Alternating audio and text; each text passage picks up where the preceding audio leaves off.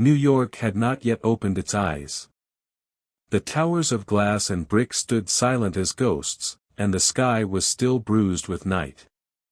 Somewhere below, a taxi's horn yawned into the quiet, but otherwise the city was still holding its breath. High on the edge of a crumbling brownstone, perched beside a crooked satellite dish, sat a lone pigeon. His feathers were dull from soot and rain.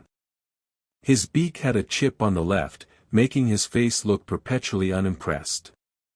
One eye bore a faint scar. His name, at least the one he claimed, was Percival Feathers. Percy, for short. Or nothing, if you asked him. Percy was watching something. Down on the crosswalk, beneath the flicker of a tired street lamp, stood a man in a long brown coat. He hadn't moved in minutes. Not a twitch. He looked as though he'd been painted into the street, a smudge of shadow between puddles and gum stains. What held Percy's attention wasn't just the stillness. It was the sound. Tick. Then another. Tick. The sound floated up from the street like a metronome lodged inside the man's chest. It wasn't loud. But it was wrong. Out of place in a city where every sound was meant to be swallowed by 10 others. Then the man tilted his head, slowly, and looked directly at Percy. Eyes locked. Except, they weren't eyes. Not really.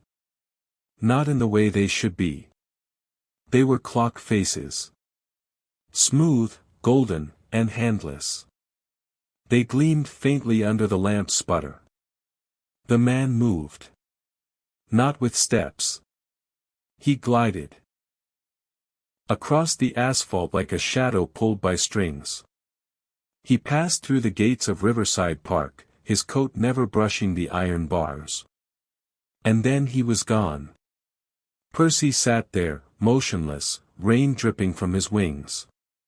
His little pigeon heart thumped harder than it should have. The city held a lot of strangeness, but this? This had weight. This was something old. Something he shouldn't have seen. But Percy had never been good at keeping to the things he should do. By morning, the city cracked open. Steam hissed from manholes, horns bellowed, and people poured into the streets in tides of gray and coffee-stained breath. Percy flew low, avoiding hawks and pigeons with more muscle than patience. He landed on a rusted balcony shaded by laundry and ivy. There, under a flower pot with 3 cigarette butts jammed into the soil, sat Gracie. Gracie was a squirrel, old by street standards, and wore a necklace of scavenged beads like a matriarch from some forgotten burrow. She was eating a peanut with the dignity of a duchess. Percy landed beside her, feathers still damp. Gracie gave him a side glance without pausing her chewing.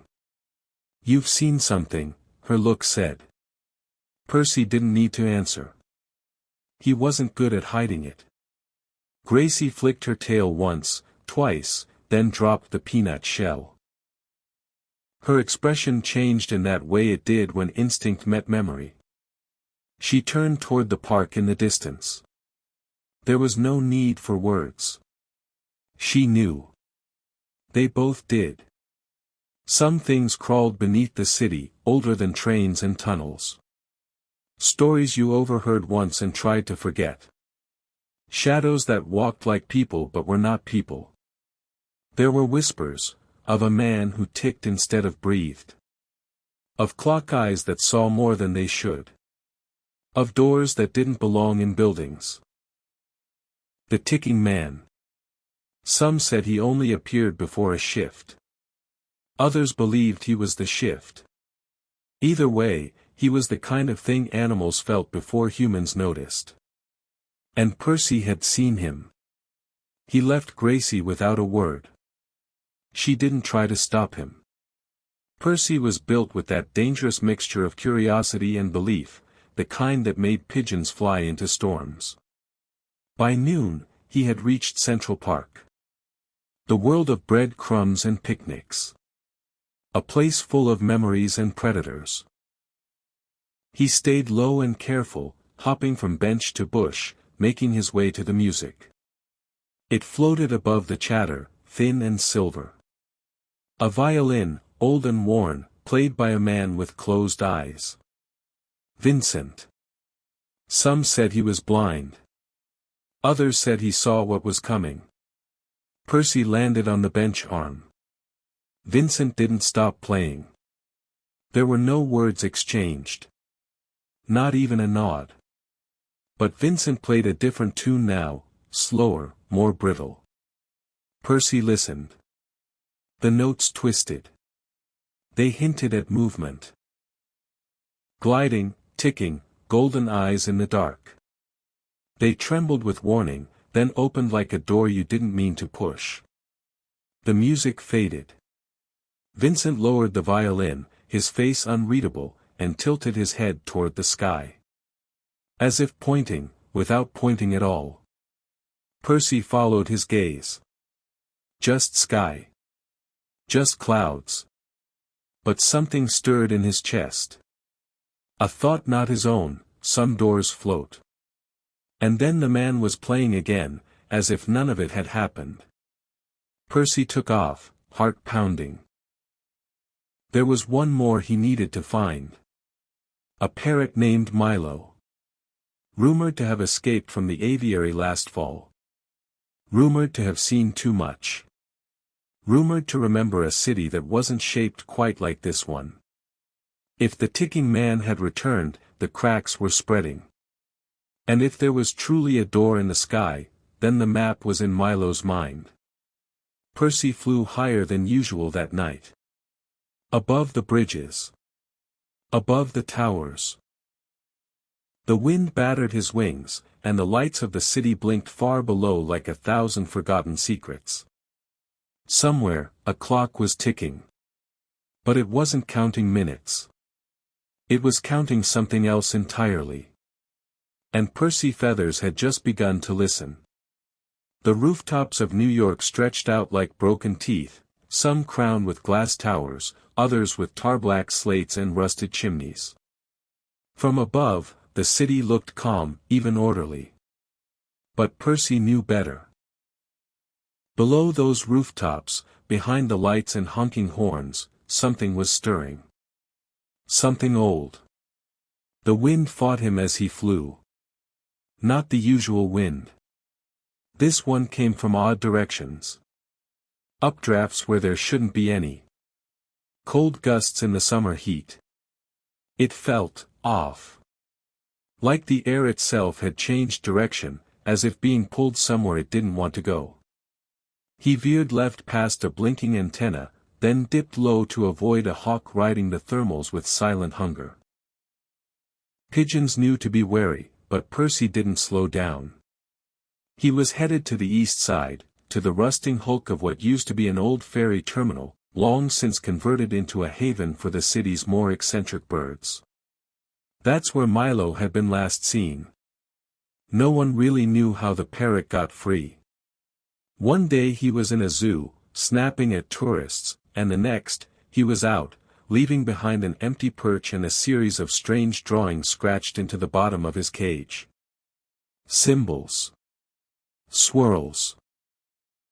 Shapes that didn't quite stay still if you looked at them long enough. When Percy arrived, the terminal loomed ahead like a sunken castle. The glass was cracked. The metal rusted and streaked with age. Pigeons came here to retire. Gulls came here to fight. And no one came without a reason. Percy landed on the edge of a warped skylight and scanned the shadows below. Movement. Not much, but enough to know he wasn't alone. He hopped through a broken pane and dropped into the hollow chamber where benches sat like forgotten bones. There were feathers scattered on the floor, gray, white, a few green, and at the far end, under the shell of a collapsed beam, he spotted him. Milo. Even now, Percy wasn't sure if he believed the stories. But Milo was real. The parrot sat surrounded by a strange ring of gathered string, bottle caps, torn receipts, and, peculiarly, watch faces. All cracked. All frozen at the same time, 3:33. Milo's feathers were brighter than they should have been. Too vivid. Like someone had turned up the color in a black and white world. But his eyes were the unsettling part. They didn't blink much. And when they did, it felt like they were blinking at something behind you, not you. Percy approached slowly. He didn't need to say a word. He simply walked until he reached the edge of the strange circle, then sat. Milo didn't move.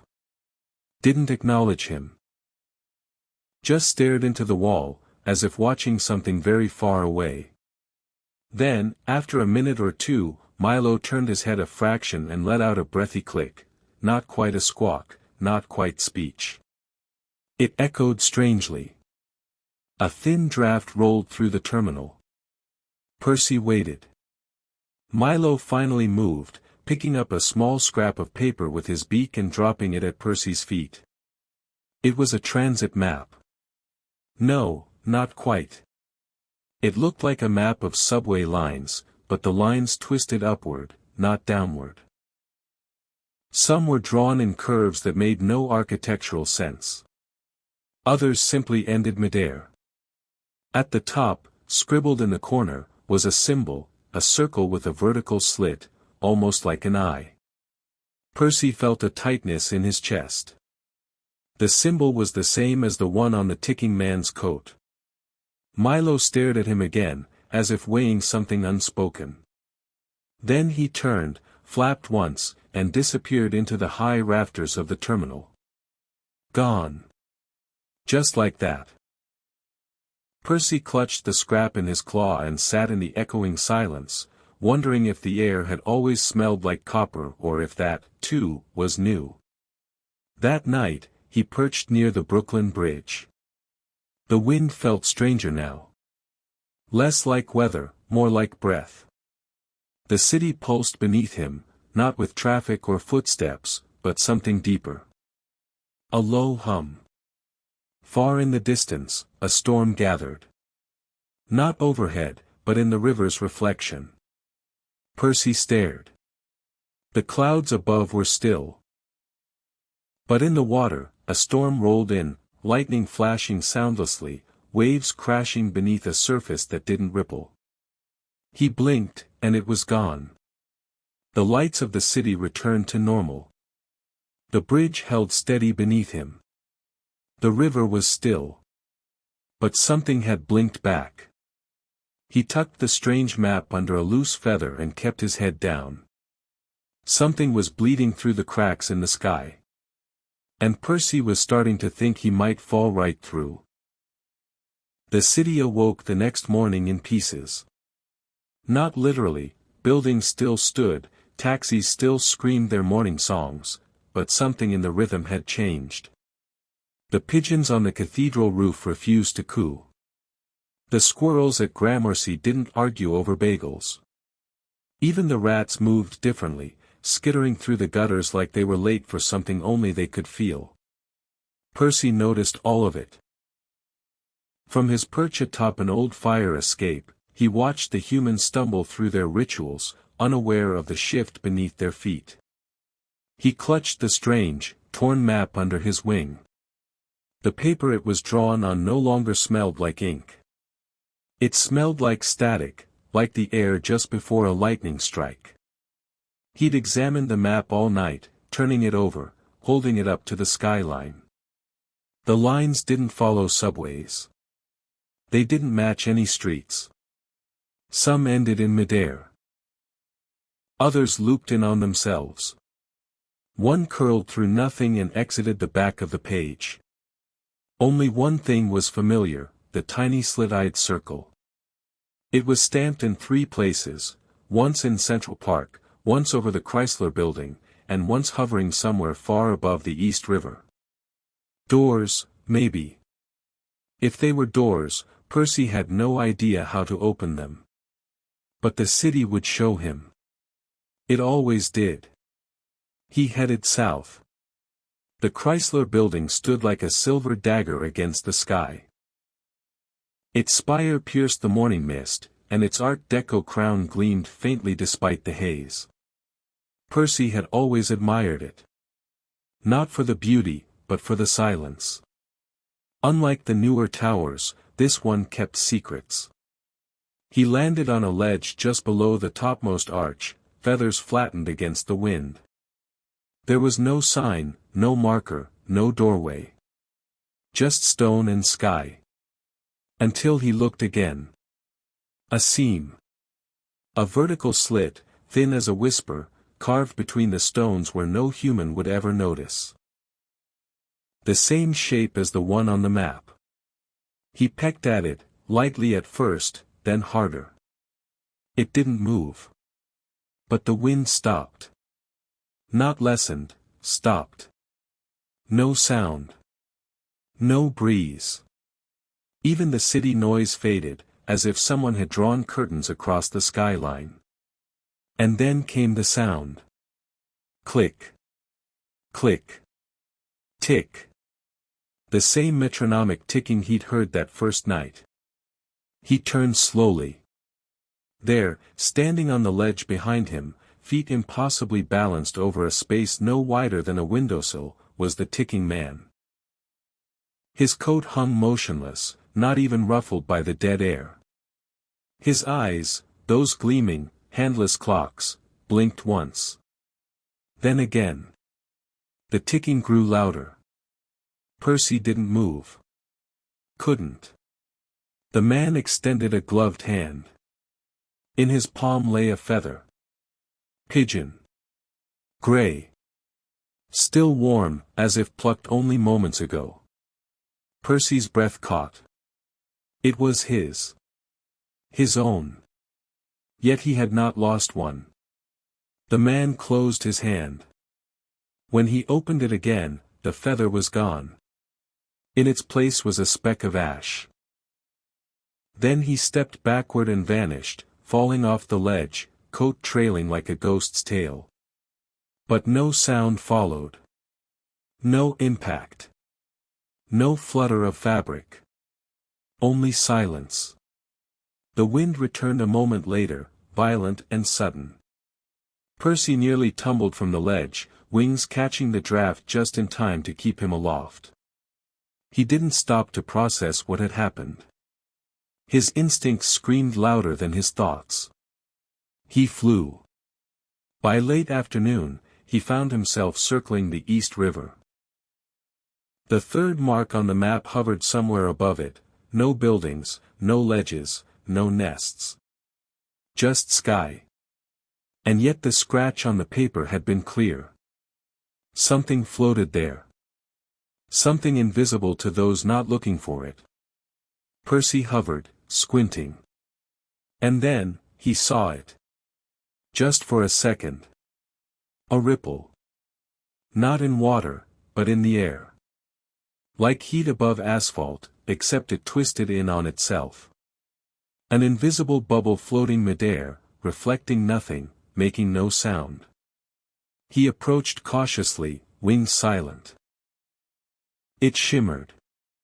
A memory surfaced, something Vincent had once played. A sound like doors opening not with hinges, but with breath. Percy touched the ripple with the edge of one wing. The world folded. Everything tilted inward, as if space had bent sideways.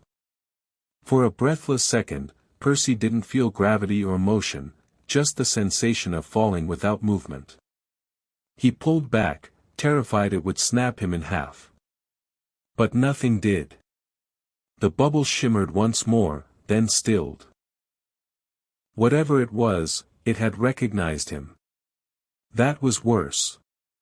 Night crept in with red clouds and smog-stained gold. The skyline burned against the darkness like a row of reluctant candles.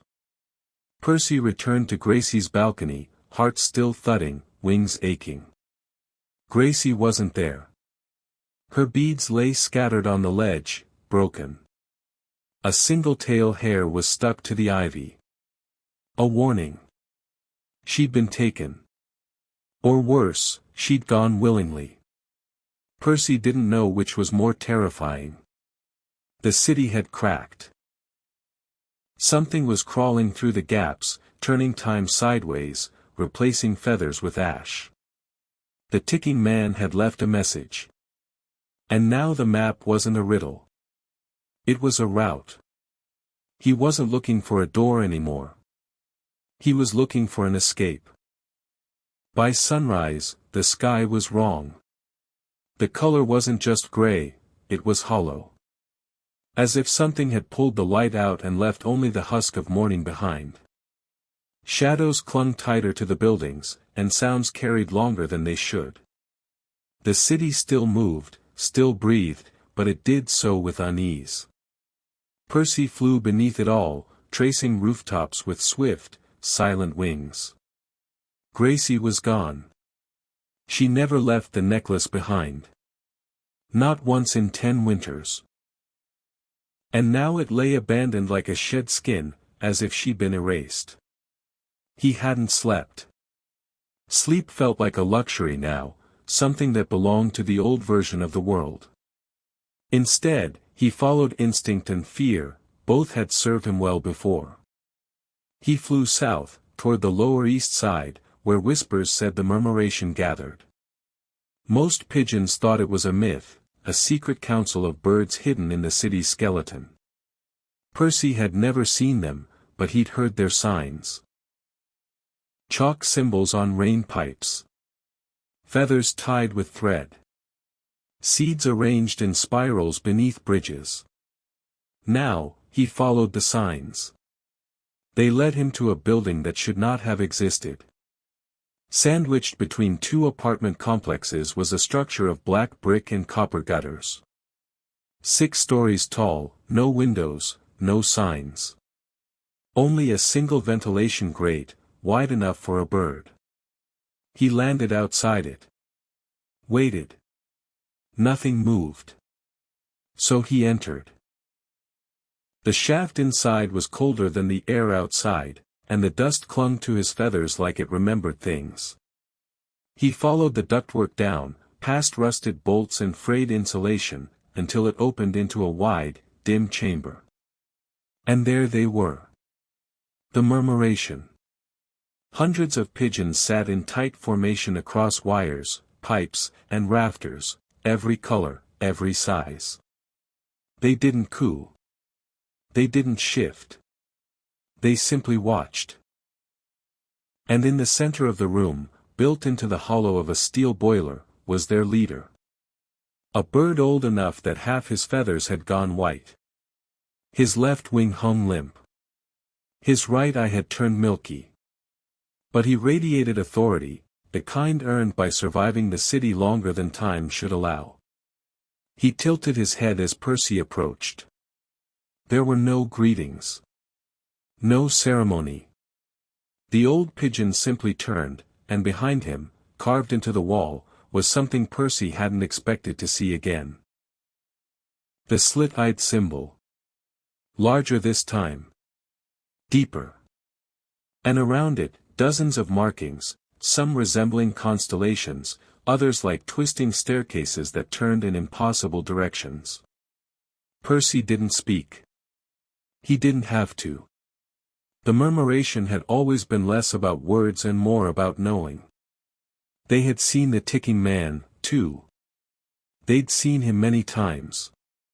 The old bird stepped aside. Another, younger one fluttered down from a pipe, dragging something in its beak. A bundle of wire, thread, and metal. A necklace. Gracie's. It had been found at the base of the Chrysler building. She'd been taken through one of the doors. The murmurs began. Not voices. Movements. Tiny wing beats in rhythm. Feet tapping copper. Beaks clicking once, then twice, like a coded signal rippling through the room. Percy stared at the wall. The markings weren't just symbols. They were a map. An older version of the one Milo had given him. But this one went further. It showed not just where the doors were, but where they led. One path arced back across the city. The other curved upward. Past the skyline. Past the sky. And into something labeled only as, the nest above. The old pigeon stepped forward and nudged a single feather toward Percy. It was black-tipped, heavy, and warm to the touch. It had been carried from one who'd gone beyond. One who hadn't returned. Percy took it. The murmuration did not try to stop him. He was not the first to chase the sky. But he might be the last. By dusk, he was flying higher than he ever had before. The air thinned. The wind howled with a soundless scream. Below him, the city turned to grids and pinpricks of gold. The world shrank. Above him, it stretched. He reached the space over the East River where the ripple had been, and this time, he didn't hesitate. The black-tipped feather vibrated faintly against his side. He touched the ripple. The world folded again, but differently. It didn't turn him sideways this time. It turned inside. And then. He was through. Silence. Complete and total. Not absence of sound, but the absence of the need for sound. He floated in a place without gravity, yet still grounded. Shapes moved slowly around him, buildings made of woven branches and feathers, suspended midair. Threads of golden wind curled through them like smoke. He was no longer in New York. Not the one people saw. He'd entered the nest above. Other birds floated past him. None that matched the kinds he'd known. They shimmered faintly, their wings trailing glows. Some didn't flap at all. They just existed, drifting like seeds in wind that wasn't there. A path stretched ahead, lined with perches made of stone and sky. At the end of the path stood a gate, not metal or wood, but woven from thousands of feathers, all colors, all sizes. It pulsed like a heartbeat. And beside it, Gracie. She stood still, eyes wide, the necklace somehow whole again around her neck. Percy called out, but no sound came. Still, she turned. Slowly. She didn't smile. She didn't blink. And then she vanished into the gate, which opened with a sigh like wind through a dying tree. Percy was left alone with the silence, and the feeling that something had just chosen him without asking permission. Percy hesitated at the gate. The woven feathers shimmered in the stillness, pulsing faintly with each passing second. No breeze moved them, yet they rustled slightly, as if reacting to thoughts rather than touch. Gracie had walked through without a sound, without a look back. He'd never seen her like that, blank-eyed, expressionless, as though something had unraveled inside her. He wasn't ready, but he stepped forward anyway. The moment he touched the edge of the gate, the feathers unwound, not like a door swinging open, but like an invitation unfolding. A spiral formed, leading inward. Not deeper, not upward, but in a direction that didn't quite have a name. And Percy followed. The nest above was much larger inside than it appeared from the outside. The air buzzed with a low, living hum, and the ground beneath his feet no longer felt like stone or steel, it felt soft and pliable, like moss woven from memory. Towering structures formed from layered wings curled upward around him, and bird-shaped glimmers drifted slowly overhead. Their feathers shimmered faintly, their movements ghostlike and serene. He had clearly stepped out of the world he'd known and into something older, stranger. Eventually, he came to a chamber unlike the others. At its center stood a tall, inverted tree, its roots stretched skyward, while its branches sank deep into the mossy floor. Along the base of its trunk, shelves circled outward, each stacked with feathers. But these feathers weren't bound or pinned. They floated in the air, suspended in perfect stillness and bathed in a gentle golden glow. Only one figure moved among them. It wasn't a pigeon. In fact, Percy didn't recognize the species at all. Its feathers shimmered silver, and its eyes were hidden behind a veil made from cobwebs and strands of woven light. It walked upright on long legs, its wings folded tightly against its back, almost as if fused to it. This was no ordinary bird. Somehow, Percy understood its role the moment he laid eyes on it. This was the archivist. The archivist turned to face him but didn't speak. It didn't need to. Percy felt something stir deep within, like a soft bell ringing behind his eyes.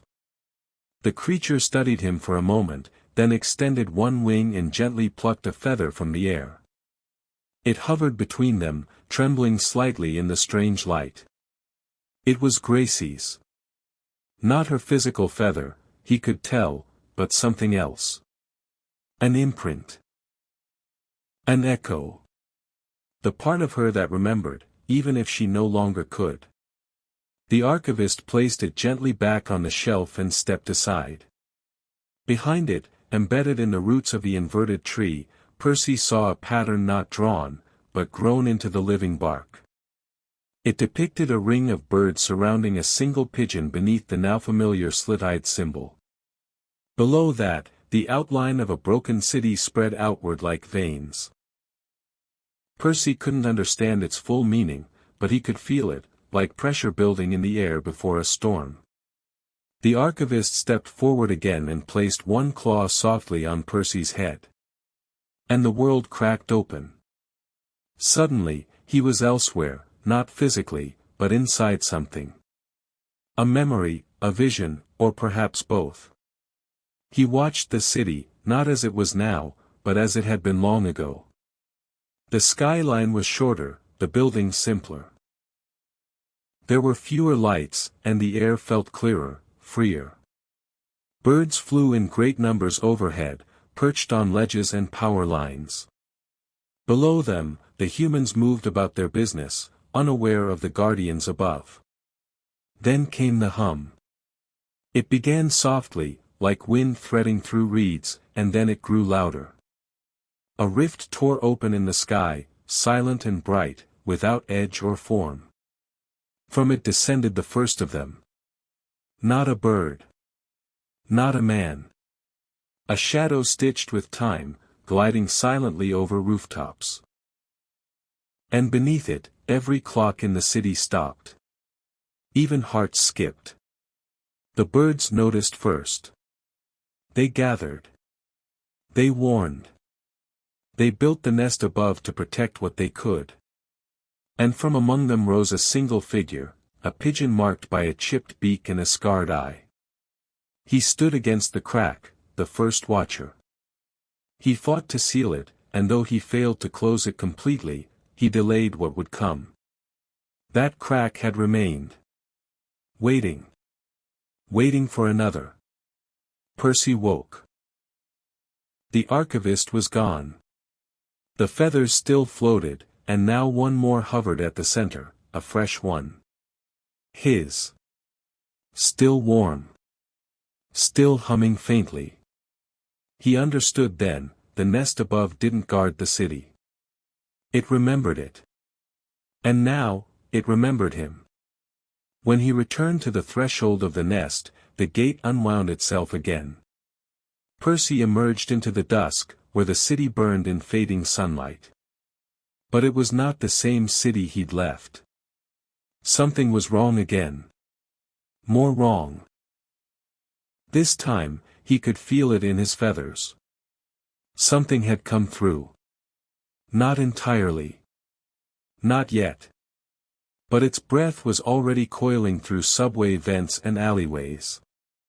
Reflections were slower to respond. Pigeons shifted uneasily on wires. And once familiar streets felt off by just enough to make his skin itch. He flew to the cathedral rooftop where the murmuration had once gathered. It had always been a place of signals and secrets, where tapping claws and subtle wing beats carried unspoken codes. Now it was silent. Empty. The rooftop was strewn with feathers. Dozens, maybe hundreds. They swirled gently in the wind like ash. There was no blood. No bodies. Only imprints, soft echoes already fading from the air. They had vanished. Without a fight. Without a trace. He stood among their memory, wings folded tightly. He knew what this meant. He was alone now. Not by mistake, but by design. The watcher always ends alone. That phrase, so simple, so heavy, had been carved into the roots of the archivist's tree.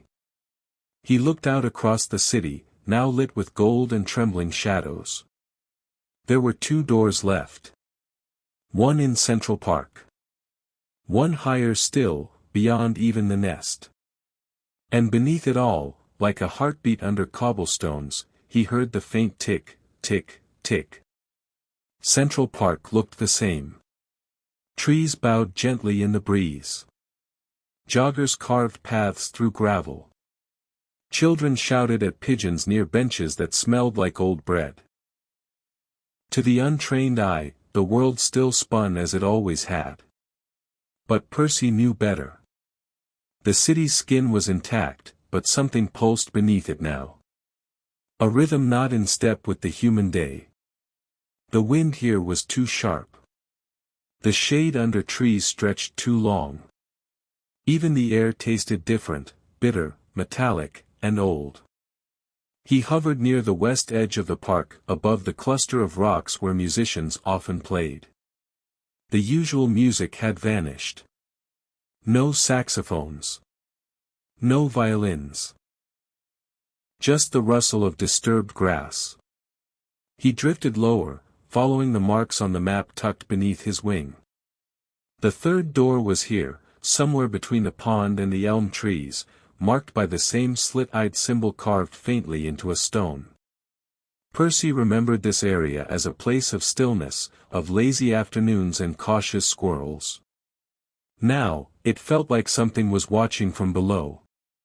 He landed beside the stone, its face rough and cracked. The carving wasn't obvious. It had to be seen in the right light, at the right angle. But once you saw it, it was unmistakable, a circle, split vertically, watching back. He pecked once at its edge. The air shivered. The stone rippled under his claw like water disturbed by wind. The earth beneath him softened, as though the soil itself exhaled. He waited, body tense, wings tight. Nothing rose from the stone. Nothing swallowed him whole. Instead, a scent drifted up, pine, rust, and dusted feathers. Memory. He stepped back and let the feeling settle over him. Something lived beneath this place. Not a creature. Not a person. Something older than that. He could feel it beneath his talons. Not sleeping, not dreaming, remembering. The door wouldn't open like the others. He could tell. This one needed something first. An offering. Not food. Not feathers. A story. Percy sat beside the stone and let his mind reach backward. He thought of his first flight. His first scrape with a hawk. His first taste of hot dog bun from a pretzel cart. He thought of Gracie, wild-eyed and quick, arguing with a jay over who stole whose peanut. He thought of Vincent's music. Of Milo's map. Of the feathers that floated in the dark. Of the ticking man's hand, and the warm gray feather that hadn't fallen from his own body yet had belonged to him. He thought of the rip in the sky. The ground under the stone pulsed once, gently. Then again. The symbol on the stone blinked. Not with light, but with pressure, like an invisible heartbeat finally acknowledging his presence. A seam split open in the soil, barely wide enough for a mouse, and from it rose a faint glow. He hopped back. The light didn't shine, it remembered. It pulsed softly, casting no shadows, as if leaking from something that had once been bright but had long since grown tired. A form emerged. Not a figure. A shape. Something like a root system, but suspended in air. Dozens of tendrils spiraling around each other, each tipped with a faint flicker. Percy knew immediately that it was alive, and that it had seen far more than he ever would. This was the heartroot. He didn't know how he knew the name. He just did. The heartroot swayed toward him, slow and silent, and the glow at its center pulsed stronger. Then, from its spiraling ends, small threads extended, slim fibers made of light and memory, reaching out and brushing against his feathers. Not painfully. Not invasively. They were curious. They touched the map tucked under his wing. They passed over his chipped beak and the faint scar beside his eye. They lingered on the place where the black-tipped feather had been stored. Then they pulled back. The heartroot pulsed one final time, and Percy suddenly saw everything. In a single moment, sharper than dream, deeper than vision, he saw the city again, but layered. Stacked in echoes. Every version of it that had ever been. Streets that used to exist. Buildings that had stood and fallen. People who had lived entire lives in corners that no longer held their names. And threading through it all, a line, a crack, moving silently through the years. It had no direction. No origin. Only hunger. It didn't devour like a beast. It didn't roar or tear. It forgot. It moved through time like rot through wood, soft and silent, hollowing from the inside.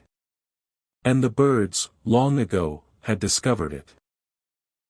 They built the nest above as a memory anchor, a sanctuary of recollection to slow the forgetting. They left signs, doors, feathers. Watchers were chosen, those who could feel when the forgetting deepened, who could see through the rips. Percy wasn't the first. But he was the last. The final thread of memory strong enough to carry the city's story. The vision faded. The heartroot's glow dimmed, and it sank slowly back into the earth. The soil closed behind it, sealing the stone as if nothing had ever been disturbed. But Percy no longer needed it open. He had seen what waited beyond the final door. And he understood what had to be done. The last mark on the map was high above the city. It didn't lead to a place made of stone or soil. It led into the air, far beyond even the nest. The sky had to be remembered. And he would be the one to do it. High above the avenues and towers, Percy rose. He beat his wings against the thinning air, each stroke slower than the last, his breath shallow. Below him, the city pulsed with movement, cabs zipping through streets like veins, steam lifting from grates like whispers. But none of it mattered now. He wasn't just rising above buildings. He was rising beyond what the city could remember. The final mark on the map wasn't tethered to any rooftop, no ledge or spire. It hovered somewhere between atmosphere and imagination, a place birds only reached in dreams. The humans had no name for it. Even pigeons, fond of naming everything they pooped on, had only one word passed down in hushed clicks and coos: featherline. Legends described it as the thinnest place in the sky, where time curled back on itself like an old page. Some birds claimed you could see your own hatching from there. Others said it wasn't a place, but a moment. One every bird might reach just once, if they climbed high enough on the right day, with the right wind. Today was that day. The sky had shifted again. The clouds no longer flowed but spiraled, slow, deliberate, as if waiting for something. As Percy climbed, the temperature dropped, but the air buzzed faintly, vibrating against his wings like strings drawn too tight. He had passed through many layers of the city's skin, the grounded one, the remembered one, and now this, its thinning ceiling. The map under his wing had begun to fade. Its lines had dulled, and the slit-eyed symbol at the top had started to blur, as though it knew it was reaching the edge of what could be mapped. His wings burned with effort. Each beat was a question his body wasn't sure it could answer. But he pushed on. He had to. Then it appeared. Not as a door. Not even as a ripple. It began with the absence of weight. The wind disappeared. Gravity slackened. And the sky around him turned perfectly still. Feather line. He hovered at its edge, the horizon bowing faintly beneath him like a lens. Ahead, there was no sky, only a flat field of white, stretching outward in all directions. It didn't curve. It didn't shimmer. It just was. He stepped forward. The sensation was immediate. He didn't fall. He didn't float. He simply existed in a place where time no longer pressed against him. His wings hung at his sides, weightless. The air was thick, but breathable. There was no up. No down. Only the pale space and the faint echo of wing beats, his own, but delayed. And then, from that brightness, came the voice. Not a sound, exactly. More like a presence sliding into thought, bypassing his ears. You carry it. He turned, but nothing was there. The last memory. He felt the map dissolve. Not burn or tear, dissolve, like salt in warm water. The image imprinted into his feathers instead. The route, the symbols, the doors, it all nested in his bones. Why you? The voice wasn't cruel or curious. Just, tired. Because I remembered when no one else did, he thought. He didn't speak it. The feather line didn't need sound. Then let it anchor. The space shifted. Before him now stood a vast spiral of feathers, impossibly large, each one turning slowly in the air like blades of a silent fan. They hovered without motion, yet hummed with contained energy. He recognized some of them. Gracie's. Vincent's. Milo's. Even the old leader of the murmuration. Each feather pulsed faintly. Each one held a piece of what had been forgotten. The spiral opened at its center, revealing a hollow core, a space waiting for one more. His. The wind returned in a slow exhale, not from around him, but from within. It was time. Percy stepped forward. He felt no fear now. Only clarity. His body lightened, not from death, but from memory's shifting places. His name, the true one, not the city's nickname, rose in him like the first note of a song never finished. He placed himself in the center of the spiral and let go of the last breath he'd carried from below. The moment stretched outward like a stone dropped in an endless pool. And the spiral began to turn.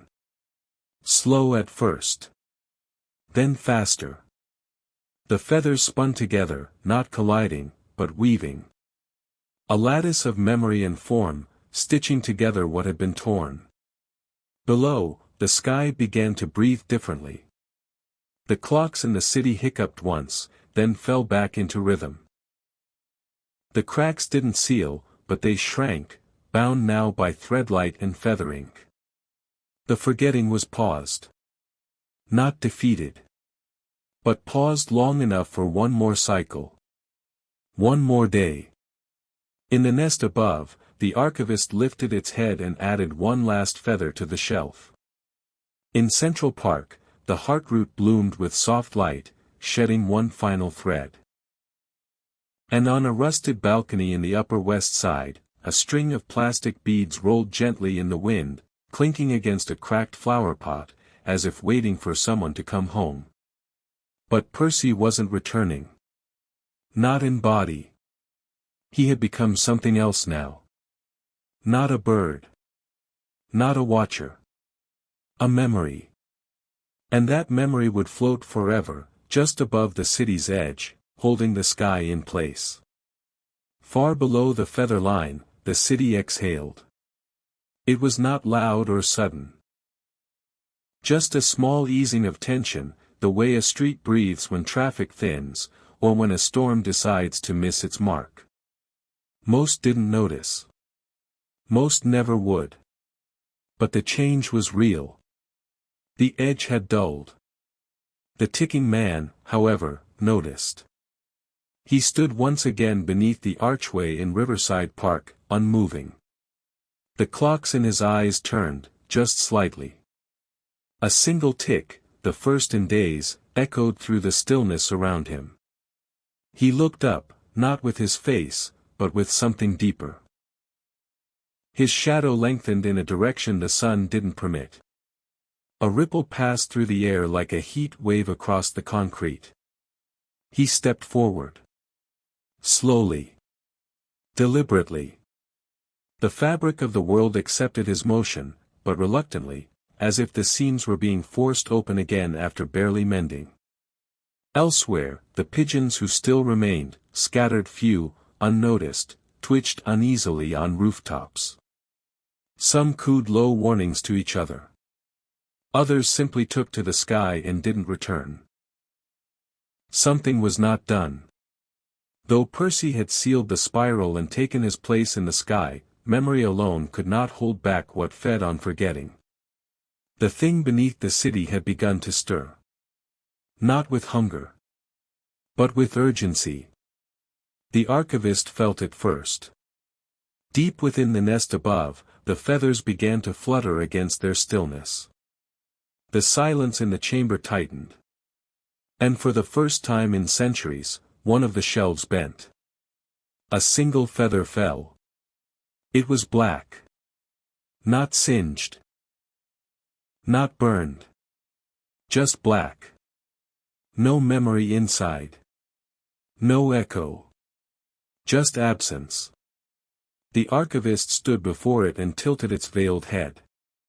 The silence didn't break, but it changed. It was no longer quiet, it was watching. Below, in the city, things began to unravel at the corners. Street signs flickered and changed names for just a second, briefly unfamiliar before snapping back. Alleyways grew longer than they should be, as though forgetting how much space they'd been given. Reflections in puddles showed buildings that hadn't stood for decades. And in one case, a man stepped into a crosswalk and simply didn't make it to the other side, not struck, not taken. Just not there anymore. And in all of this, no one noticed. Except one. Vincent sat on the same bench in Central Park. His bow hung motionless across the strings of his violin. The notes had stopped days ago, but he hadn't moved. Not since the wind shifted. He lifted the bow. Slowly, as if resisting a current. He drew it across the strings. The sound that came out wasn't music. Not at first. It was more like a location, an auditory shape. It filled the air, pushing outward, reminding the trees that they had grown there, reminding the paths that feet had worn them smooth. Each note stitched something down. But it wasn't enough. Not alone. He played louder. Faster. The vibrations climbed through the park and pressed into the places that were beginning to vanish. The heartroot stirred beneath the ground, pulsing faintly with each bowstroke. Then came the wind. It tore through the trees like a knife. Not natural. Not angry. Just wrong. It wasn't made of air. It was made of hollow. Vincent's music faltered. The bow slipped.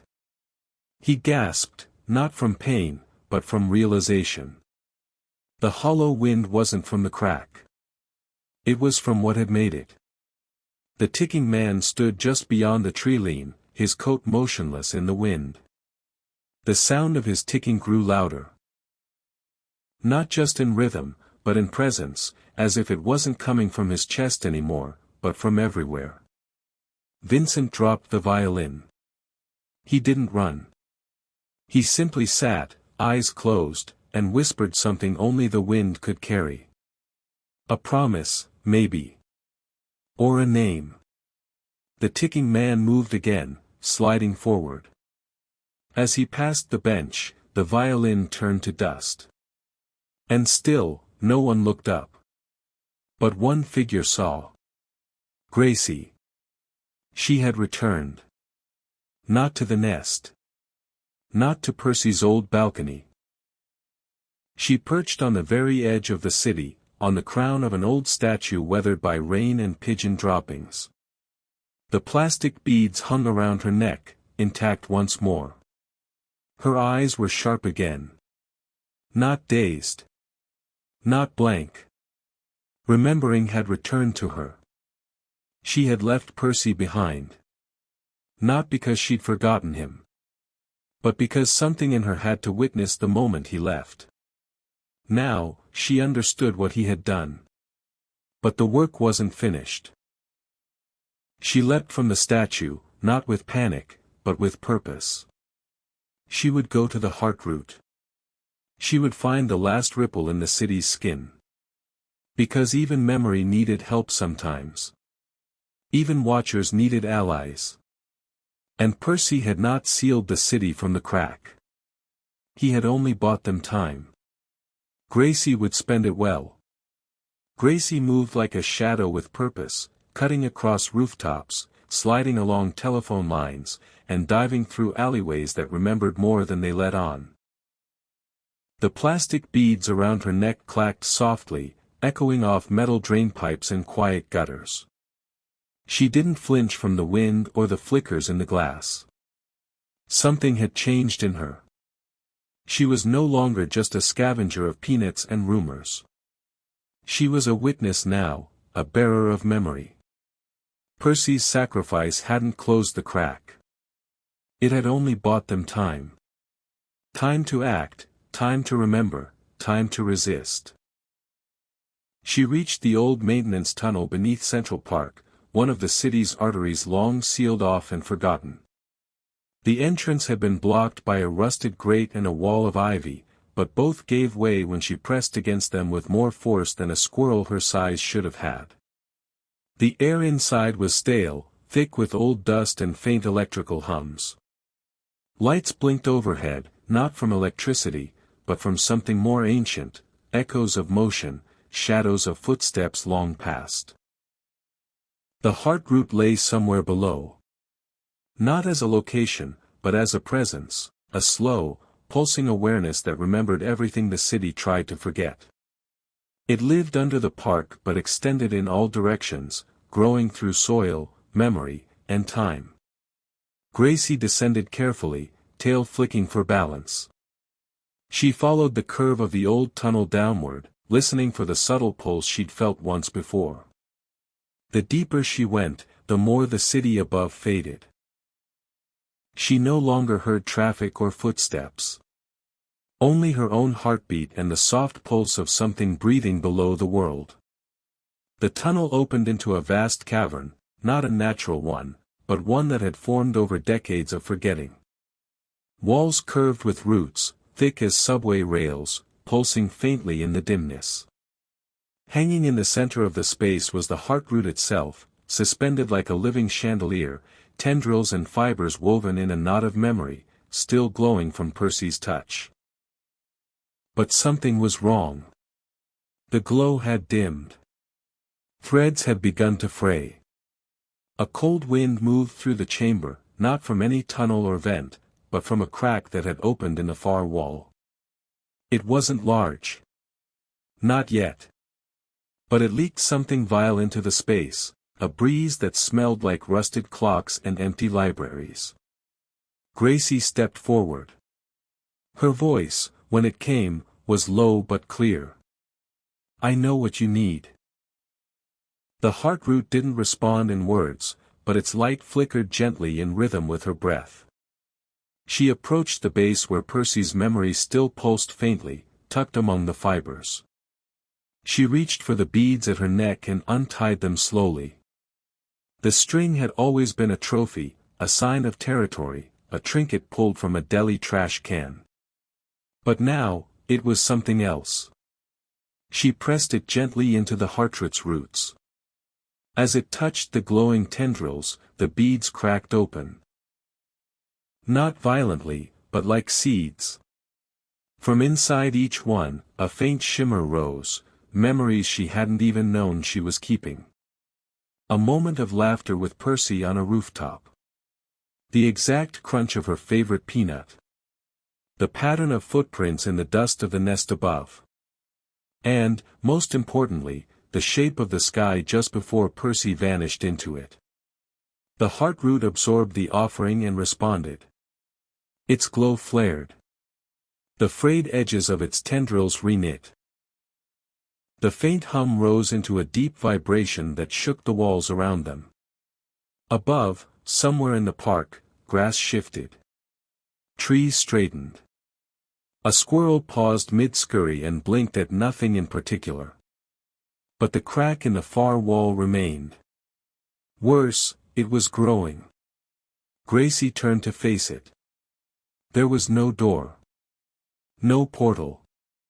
Just a line in the stone that hadn't been there before.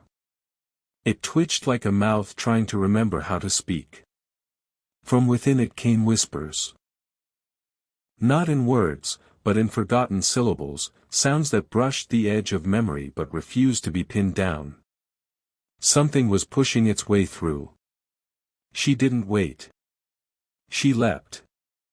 Not into the crack, but into its path. She stood between the opening and the heartroot, her small body trembling, fur raised, claws planted.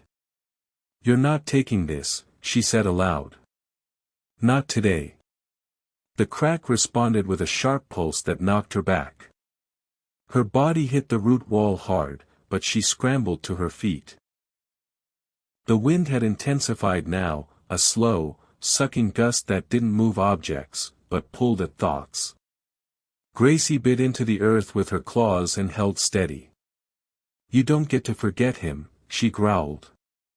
Another pulse came, stronger this time, but the heartroot absorbed some of it, its roots flaring with light. Percy's memory within it burned brighter, becoming a beacon now, pushing back against the wind. A shape began to form around the crack. Not the ticking man, not yet, but something older. A void shaped like a suit, held together by nothing. Gracie didn't back down. She didn't need wings. She had memory. She had purpose. She opened her mouth and shouted Percy's name, not a whisper, not a plea. A declaration. The chamber responded. The name echoed, not just off walls, but through time. It passed up through the tunnels, through the soil, into the roots of the trees above. It lifted into the air and brushed the rooftops. It passed through the city like a wind carrying forgotten lyrics. And far above, where the sky had once folded around Percy, something stirred. The spiral of feathers paused. A single feather, his, trembled.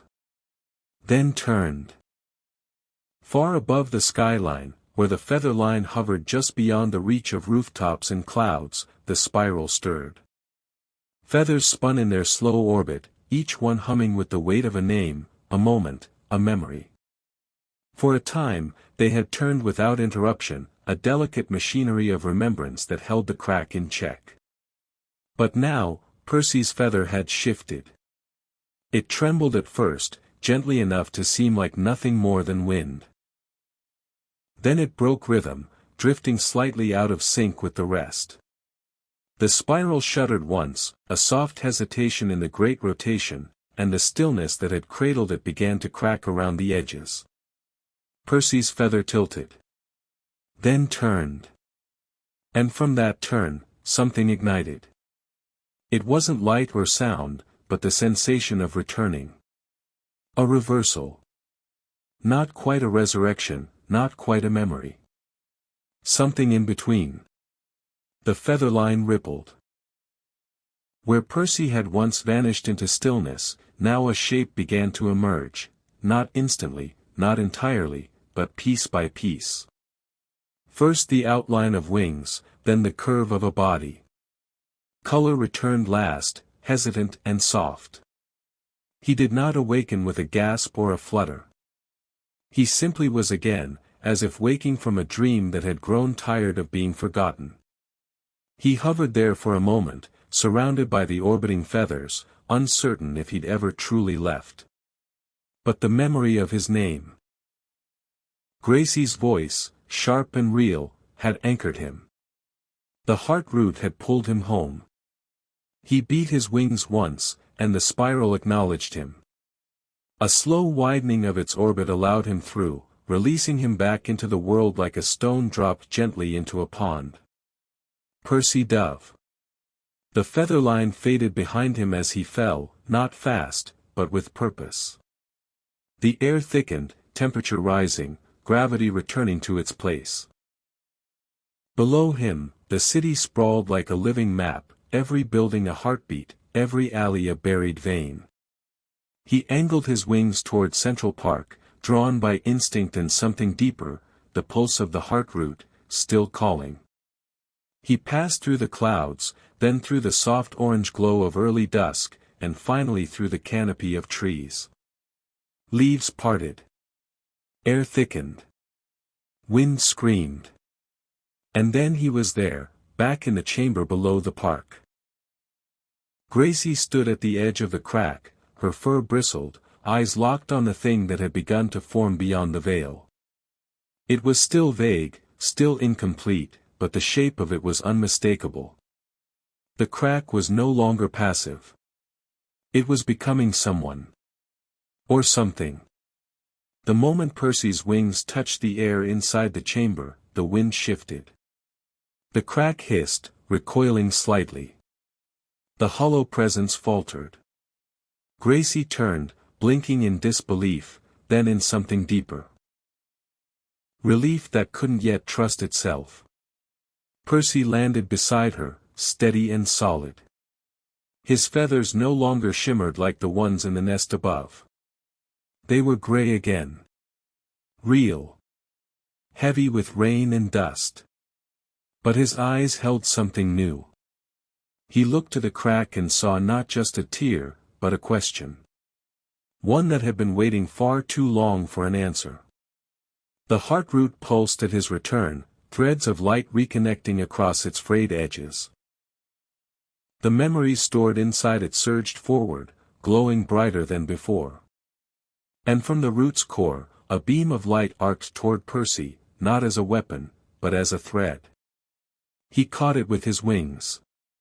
He turned to Gracie, and without a word, she leapt onto his back. It was time. They launched upward, the thread guiding them. It wasn't flight as they knew it, it was navigation through something older than air. The tunnel above stretched wide, lined with roots that flickered with memory. The farther they flew, the more the walls changed, not stone, not earth, but pages turning, ink forming. They burst through the top of the tunnel and into the park again. But it wasn't the same park.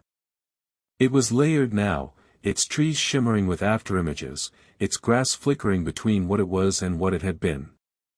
The sky above bent in quiet spirals. The crack wasn't just underground anymore. It had spread. They could see it now. In storefront reflections that didn't match, in pigeons flying past windows that no longer existed, in shadows that twitched independently from their sources. Percy flapped harder, wings slicing the thickening air.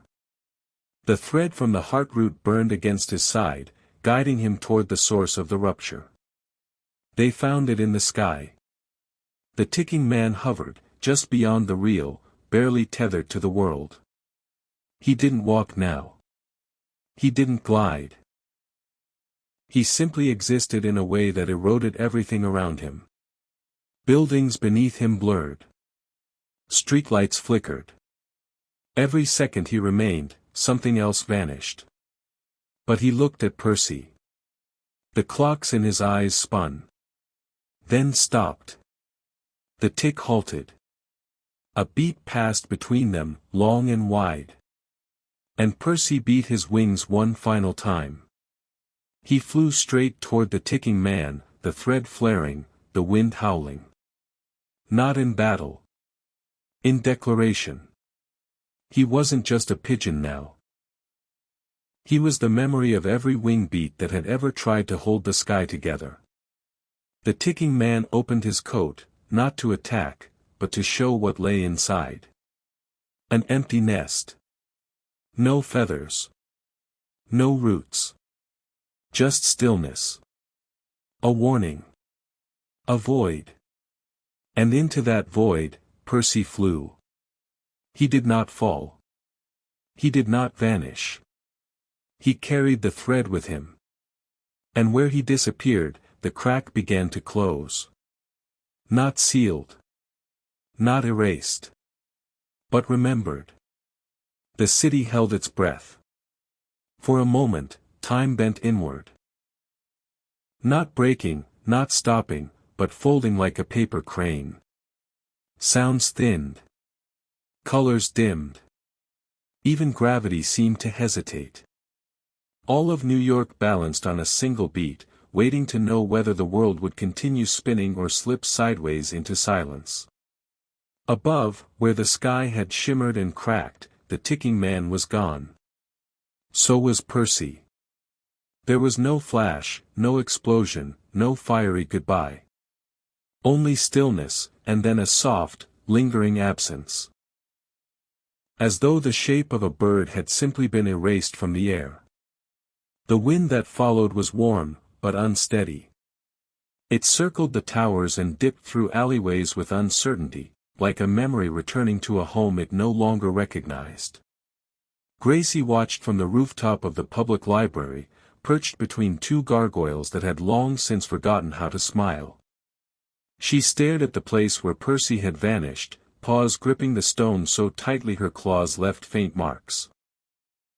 Her breath came in short, shallow pulls, but her eyes were dry. There was no space for mourning yet. Only waiting. Below, the park glowed faintly. The heart root had not gone dark. Its pulse continued, steady and low, as if acknowledging that Percy's thread was still out there, somewhere, tied to the fabric of things, even if unseen. Then the wind shifted again. Not toward her. Not toward the nest above. But inward.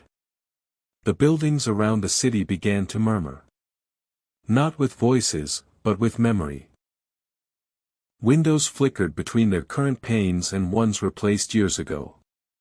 Sidewalks shivered with impressions of footsteps long faded.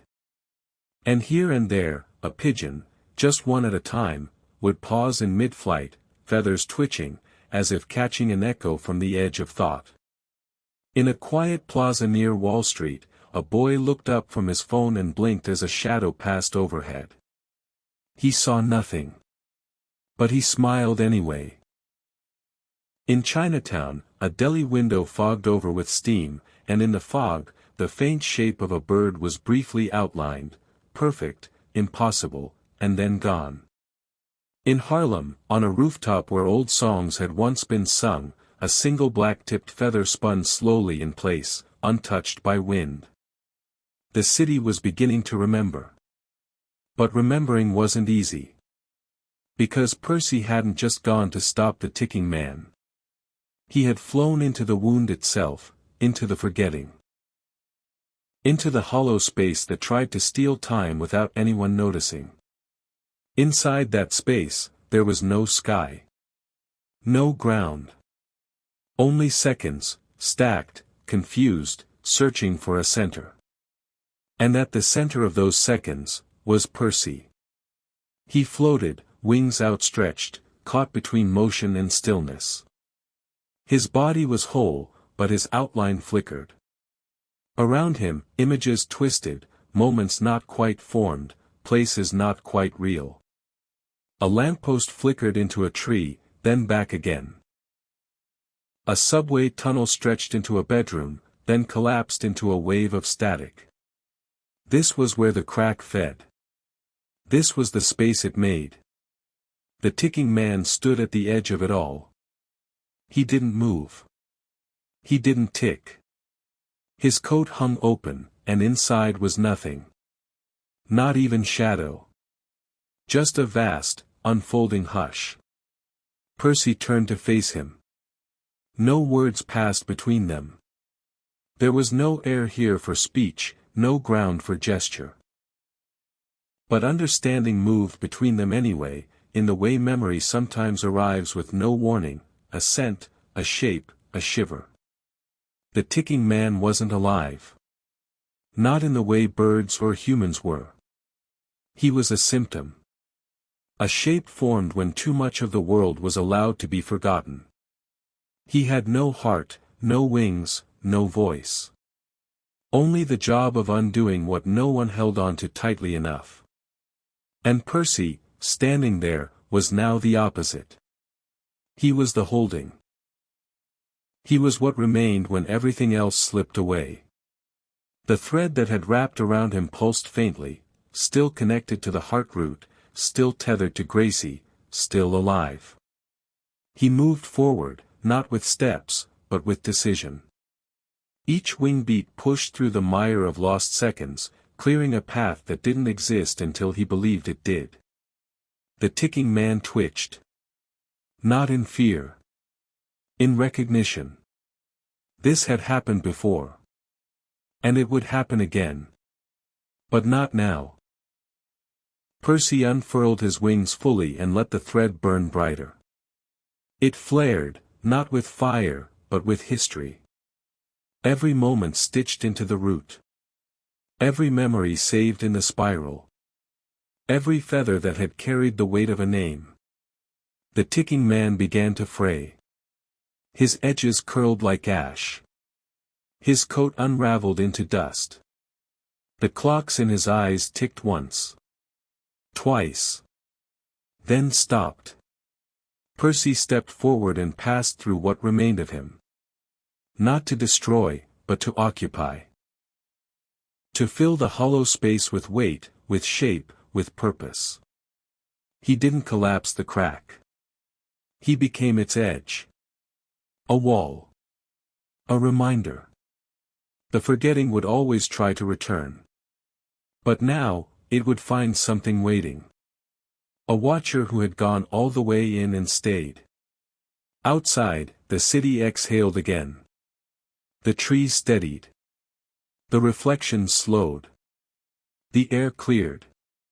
And Gracie, watching from her perch, felt something shift inside her. Not grief. Not joy. Something rarer. Peace. She turned from the skyline and began to climb back down the library wall, moving with the kind of slowness that came when something deep inside had finally stopped running. Below, the streets were returning to their usual rhythm. Horns honked. Someone argued over a sandwich.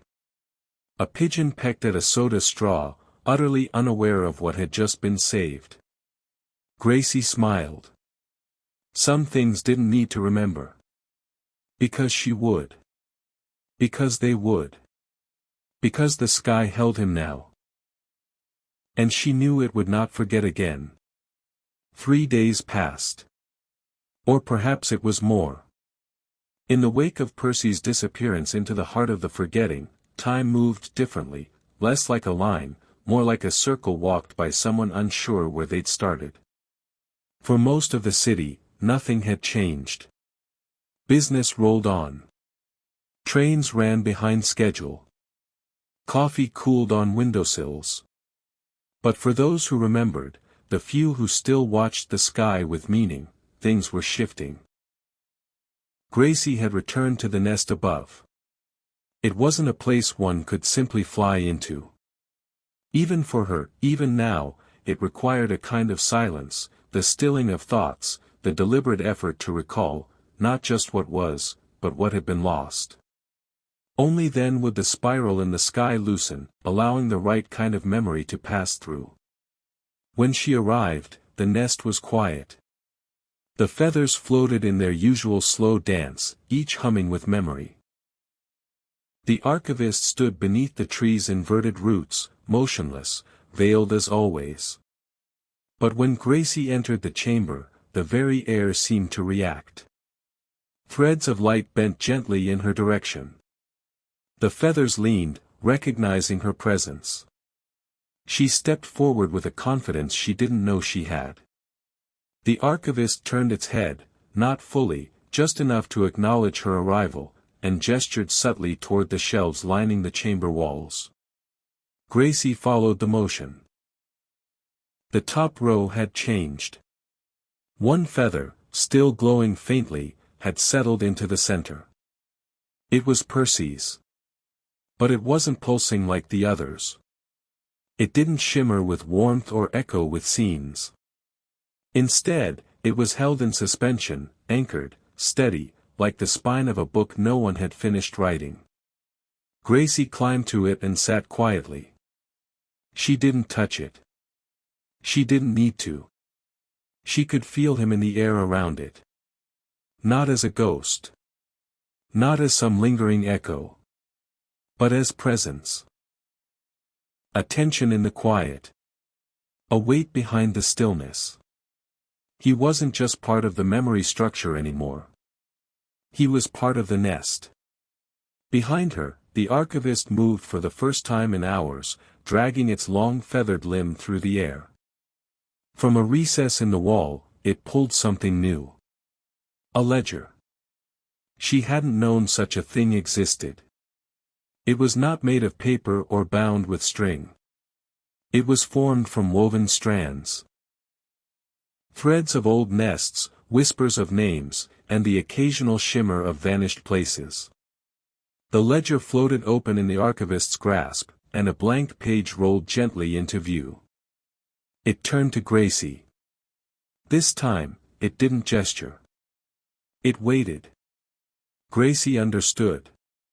She stepped forward, took a breath, and reached out a paw. The page shimmered in reaction, and when she touched it, words began to form, not in ink, but in presence. Letters appeared as impressions, shaped from her thoughts.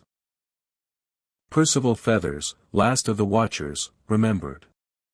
She paused, then added more. Flew into silence so others wouldn't have to. Held the crack so time could bend back into place. Chose memory over body. Remains.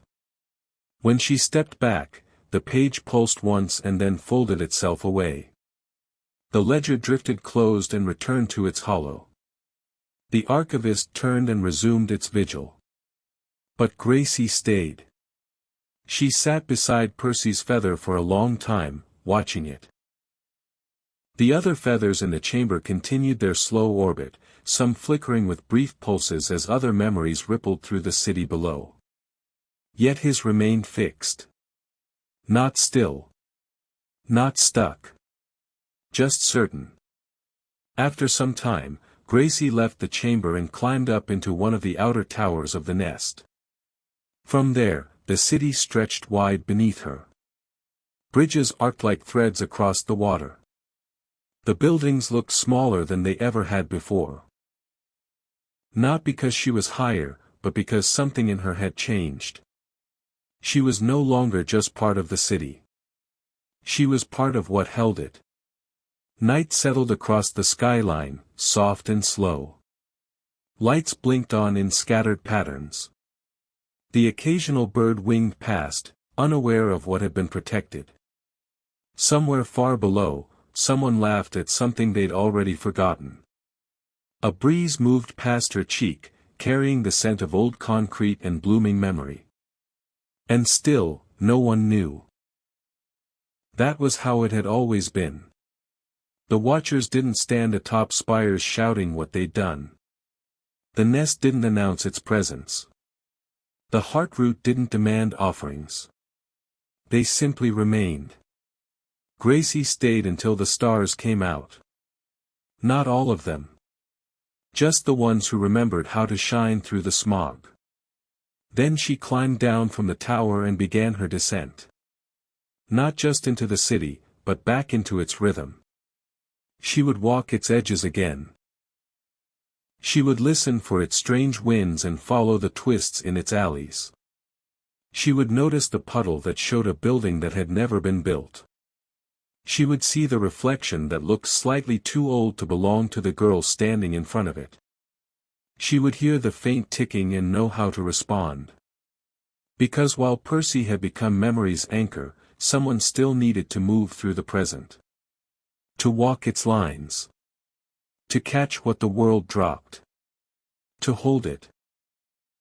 Just long enough for someone else to pick it up again. Deep beneath the city, beyond the heartroot's glow and the curling threads of remembrance, something moved in silence. It did not crawl or walk or fly.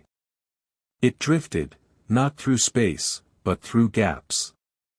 Small places between moments, between footsteps, between one blink and the next. They were the ones no feather had named. Not quite alive, not fully formed.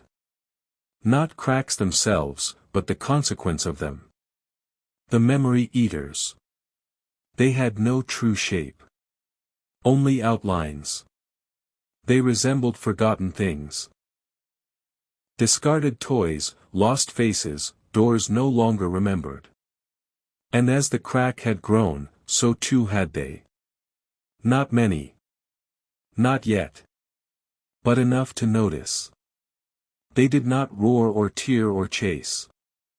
They simply unwound. Anything they touched stopped being what it was. Names faded. Histories loosened. The world around them became quieter, thinner. Now, in the wake of Percy's intervention, they had slowed, but not stopped. The crack had receded, the city had rethreaded itself, and the ticking man had been anchored by memory's hold. But the eaters, once stirred, did not go back to sleep so easily. One had settled near the edge of the harbor, inside the iron skeleton of a half-finished warehouse. Its presence wasn't visible, but the air inside was colder than outside, even in summer. Rats avoided it. Dust failed to settle. Sound never echoed. Anyone passing near the building forgot why they had walked that way, or what they were talking about, or what they were doing that day at all. For now, it waited. But elsewhere, another had begun to move. Gracie sensed it first, not as a sound or image, but as a missing. A certain alleyway in Midtown had always held a mural of a fish with wings. It had been there for 10 years. Bright orange, chipped in the corner. Everyone knew it. Tourists took pictures beside it. Locals gave directions by it. Today, it was gone. Not painted over. Not faded. Gone. No one mentioned it. No one noticed its absence. Not even the pigeons nesting on the ledge above it. But Gracie noticed. She crouched on a fire escape nearby, staring at the blank brick wall. Her tail twitched. Her eyes narrowed. The eaters had left no marks. They never did. But the taste of the air told her enough. The mural hadn't been erased. It had been swallowed. She climbed down and pressed a paw to the wall. It was colder than it should have been. Not in temperature, but in tone. The brick felt quiet. Sterile. Disconnected from everything around it. Like a missing tooth in a smile. She stepped back and scanned the alley. At first glance, everything seemed normal, garbage bins, a broken umbrella, a cat sleeping beside a radiator. But the angles didn't line up. The shadows bent slightly wrong. The distance between buildings was half a meter off from where it had always been. The world here had been reshaped, subtly. And the eater was still nearby. Gracie didn't run. Instead, she sat. Waited. After an hour, the cat blinked twice, stretched, and wandered off. The bins didn't rust. The rain didn't wet the pavement. Nothing stayed. Finally, she saw it. Just a flicker at the alley's end, a shimmer in the air, like heat off asphalt. A shape trying to remain unseen. It hovered above the concrete for a moment before sinking down, disappearing into a storm drain. Gracie followed. She darted across the alley, down through the bars of the drain, and into the damp maze below the city. It was a place she knew well. The tunnels were mapped in her memory, routes marked by scent, by crack, by the faint smell of toasted bagels vented through the city's underbelly. But this tunnel didn't match. It was smooth where it should have been rough. It was dry where water should have pooled. Even the echoes were wrong, delayed by a second, as if bouncing off walls that were no longer quite there. The eater was still ahead, drifting downward. She pressed on. Eventually, she reached a wide chamber, a forgotten pump station from decades ago. The machinery was rusted and silent. But one panel still hummed with low electricity, its old analog dials twitching without cause. The eater was in the center. It didn't acknowledge her. It didn't move. But it pulsed, softly, like breath, drawing the memory of the room into itself one strand at a time. Gracie stepped closer, unsure what she could do. She wasn't a watcher. Not the way Percy had been. She had no thread of light to wield. Only instinct. And an iron refusal to forget. She crouched, pulled a single object from beneath her coat of fur, a token she'd carried since the nest above. One of the beads. It hadn't been offered to the heartroot. She'd kept it, knowing she might need it. She rolled it toward the eater. As it neared, the shimmer froze. The bead hummed faintly, not with power, but with memory. It carried the taste of a fire escape, the echo of Percy's laughter, the smell of deli steam drifting up through a grate. It remembered. The eater recoiled. Not with fear. But confusion. It hovered still, then twisted, as if trying to become something else. Its outline flickered between shapes. Brief glimpses of people never born, buildings never built, pigeons that had never flown. Gracie didn't flinch. She stepped forward and planted her feet. "I remember what was here," she said quietly. The bead spun faster. The eater convulsed, its shape thinning, unraveling. And then it was gone. Not destroyed. But driven back. The air in the chamber thickened. The echo returned. Water trickled again from a distant pipe. Gracie stood alone in the silence, heart thumping. She had stopped it. Not with force. With remembering. And now she knew what the next chapter would require. The eaters had awakened. The crack was sealed. But the hunger remained. And the only thing that could hold them off now was memory, carried, spoken, shared. One feather at a time. Chapter 14, The Story Beneath the Stairs. The apartment building on 137th Street had always been a quiet one, red brick, 3 floors, stoop out front, ivy in the cracks. It never made the news. No one famous had lived there. It was the kind of place people moved into because they didn't have a better option and stayed longer than they'd planned because the walls didn't judge them. And under its stairs lived a pigeon. Not anymore, of course. But once. Before Percy had risen, before feathers had glowed, before the sky had cracked open and stitched itself shut again, this was his hiding place. A shallow, dust-lined crevice between the bottom step and the crumbling foundation. He had lined it with soft debris. Shredded napkins, bent straws, a torn cufflink that had once caught the sun in just the right way. Gracie returned there now. Not because she expected to find him. But because she needed to remember who he'd been before everything else. Not a watcher. Not the spiral center. Just a pigeon with a stubborn heart and a chipped beak who couldn't walk away from a question. She squeezed through the rusted fence beside the stoop and dropped quietly into the shadow beneath the steps. The hollow smelled like old cardboard and cement. No one had claimed the space in his absence. That, at least, was a small kindness. Inside, everything was still there, just as he'd left it. The flattened gum wrapper he'd once declared shiny enough for royalty. The half-button from a tourist's coat. A fragment of mirror no bigger than a fingernail. And, buried in the corner, a single feather tucked into a makeshift holder made from twigs. Not glowing. Not magical. Just his. She sat in the dust, curled her tail around her paws, and stared at the tiny nest.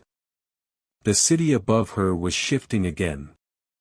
Since the moment she had driven off the memory eater in the pump station, she had begun sensing ripples elsewhere, small, subtle erasures that left the world just a little emptier. A dog whose bark no longer echoed. A stoop missing the scratch pattern of decades worth of deliveries. A bakery without the smell of flour. It was spreading. Not violently. Not in waves. But in whispers. And if no one stopped it, the spiral would begin again. Gracie reached out and ran one claw gently along the edge of the mirror shard. In it, she saw her own reflection, older than she remembered, more worn than she felt.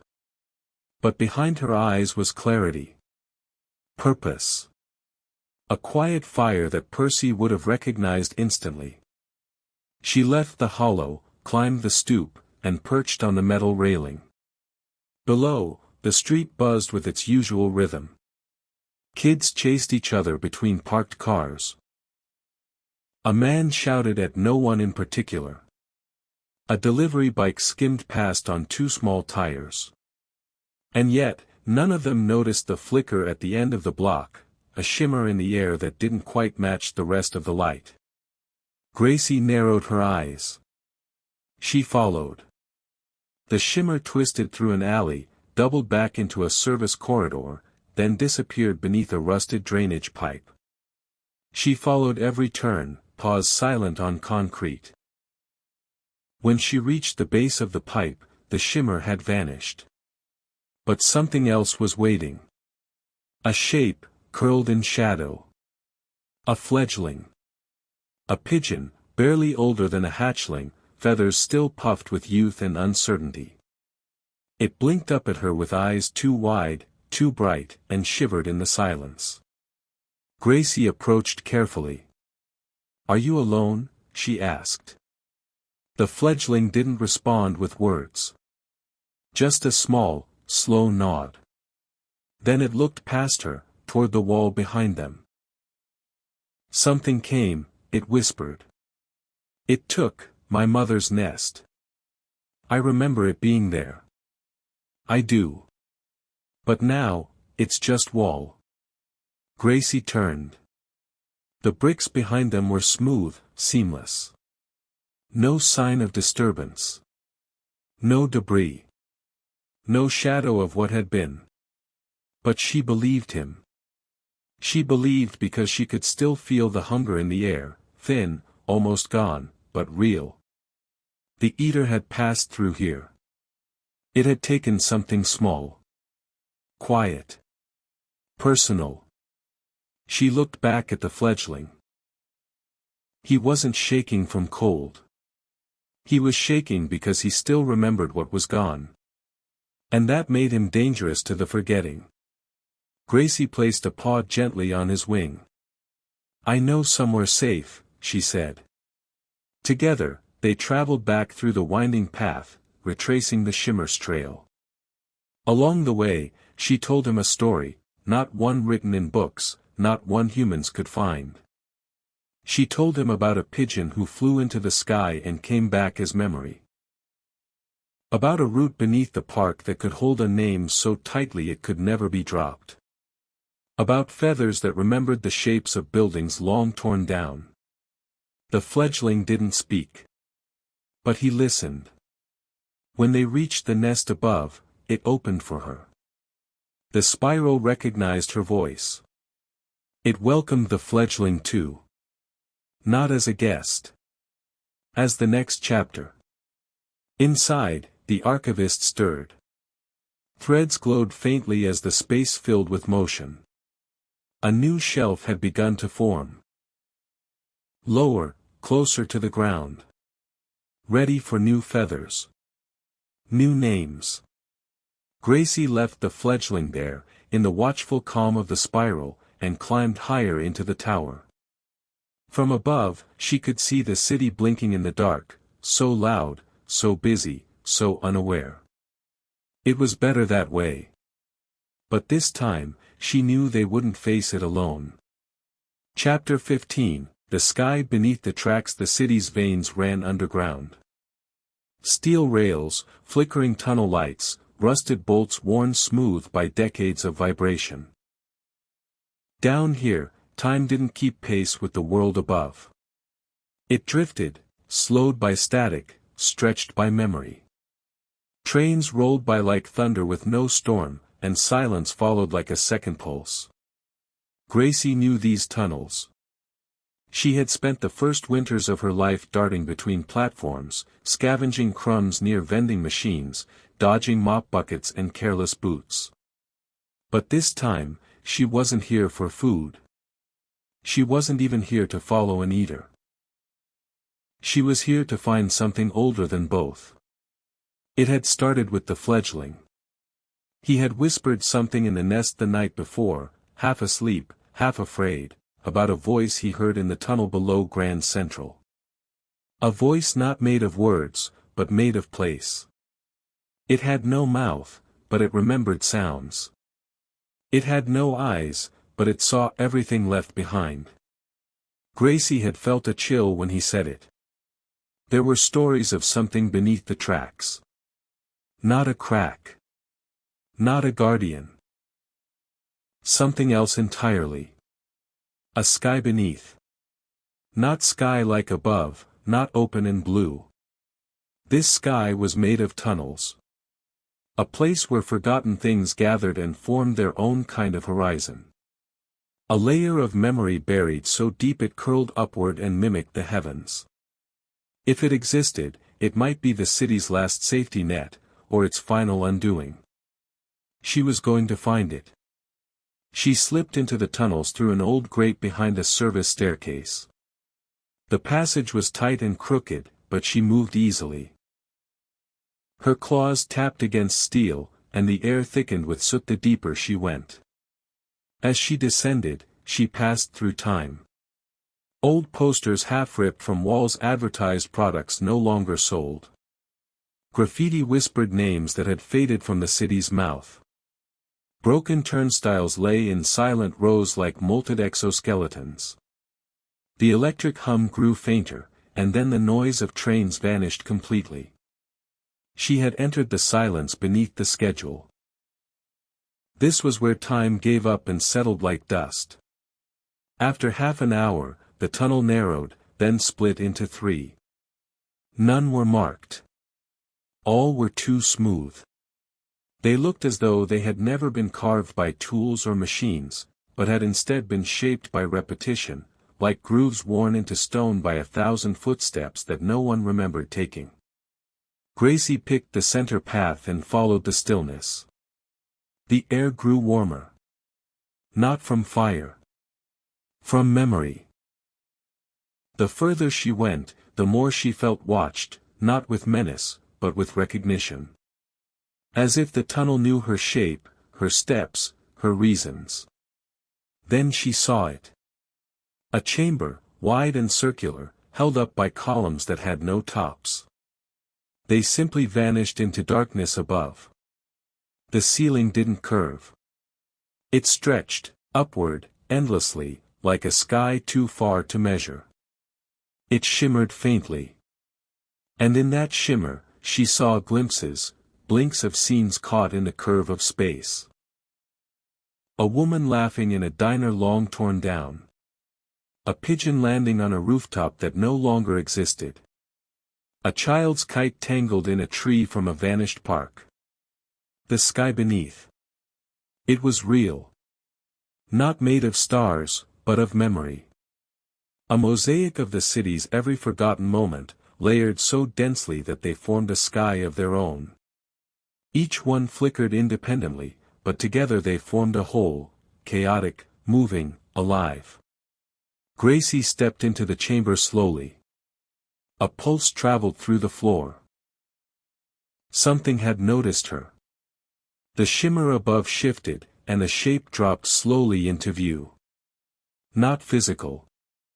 Not defined. Just present. A weight in the air. It hovered just out of reach, and when it spoke, it did so not in words but in recognition. You are one who remembers. Gracie nodded. She didn't try to answer aloud. She let the memory of Percy, of the nest, of the fledgling's voice do the talking. The presence considered her. This place was not meant to be found. It forms only when forgetting outweighs remembering. She stepped forward. I came because the eaters are growing. And memory isn't holding like it used to. The shimmer responded, not with alarm, but with something close to acceptance. Then the spiral alone is no longer enough. The floor beneath her shifted gently. Tiles rearranged themselves to reveal a circle etched into the stone, simple, elegant, worn with age. It pulsed once, then rose into the air, hovering. It was not a weapon. It was a seed. A node of memory. A concentration of everything the sky beneath had ever gathered. It offered itself without demand. Gracie reached forward and took it. It was weightless, but she felt the gravity of it immediately. Names she had never learned, voices she had never heard, faces she'd never seen, all crowded gently into her thoughts. They didn't overwhelm. They waited. Quiet, patient, ready to be shared. The sky beneath spoke once more. You are now a bearer. You will not hold the crack. You will not stop the eaters. You will remember. And your remembering will give shape to others. She understood. The nest held the memory. But the sky beneath spread it. She turned and left the chamber, seed held gently in her chest, a light now nested beneath her ribs. As she walked back through the tunnels, she could already feel it shifting the air around her. The faded graffiti on the walls grew brighter.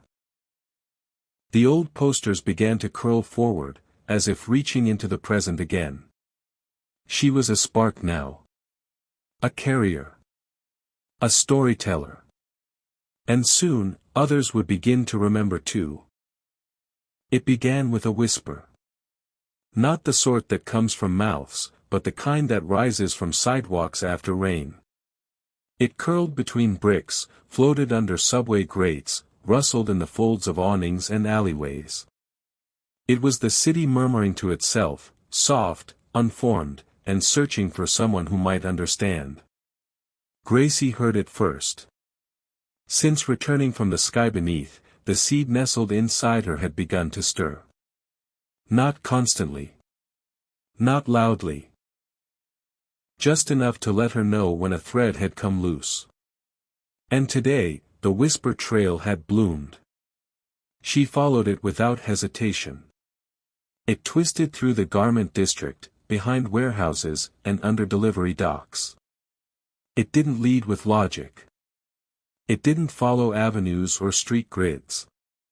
It traced patterns only memory could make, backward through a shortcut lost to renovations, under a metal bridge that had been removed 2 years ago, and into a vacant lot that hadn't existed since Tuesday. Each step revealed pieces of the city no longer part of its present, a cracked lamppost with stickers from concerts that never happened, a payphone that still carried the smell of warm plastic, a puddle reflecting a skyline from 20 years prior. The whisper grew louder. Not in volume, but in presence. It wasn't calling for help. It was trying not to be forgotten. She found it tucked between 2 high-rise construction sites, a remnant of something old. Not a structure. A space. A corner of air that had once been a candy shop, then a bookstore, then a hat stand for 5 weeks in 1984. Now it was nothing. Just empty, invisible to most. But it was crying. The whisper wept without sound, vibrating softly in her chest. Gracie stepped forward, and the air rippled. The memory hidden here was fragile, stretched thin, on the verge of collapse. She knelt. "I'm here." The whisper pulsed, clinging to her voice like static. It didn't form words. It didn't know how.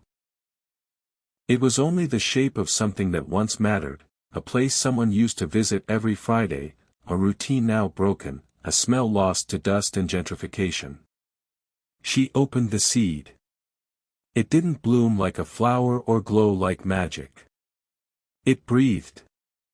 A soft inhale of memory. A recognition. The whisper poured into it. The shape stabilized. For just a moment, the lot shimmered with color. Ghost shelves lined the space, filled with books no one sold anymore. A little bell rang above a door that didn't exist. Light caught dust motes that had long since settled into the bones of the city. And then it was gone. Folded neatly into the seed. Preserved. Gracie stepped back. This was the work now. There would be no singular battle. No final confrontation. The crack would always be somewhere.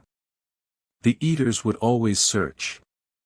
And memory would always need tending. The seed didn't just hold memories. It collected them. Thread by thread. Whisper by whisper.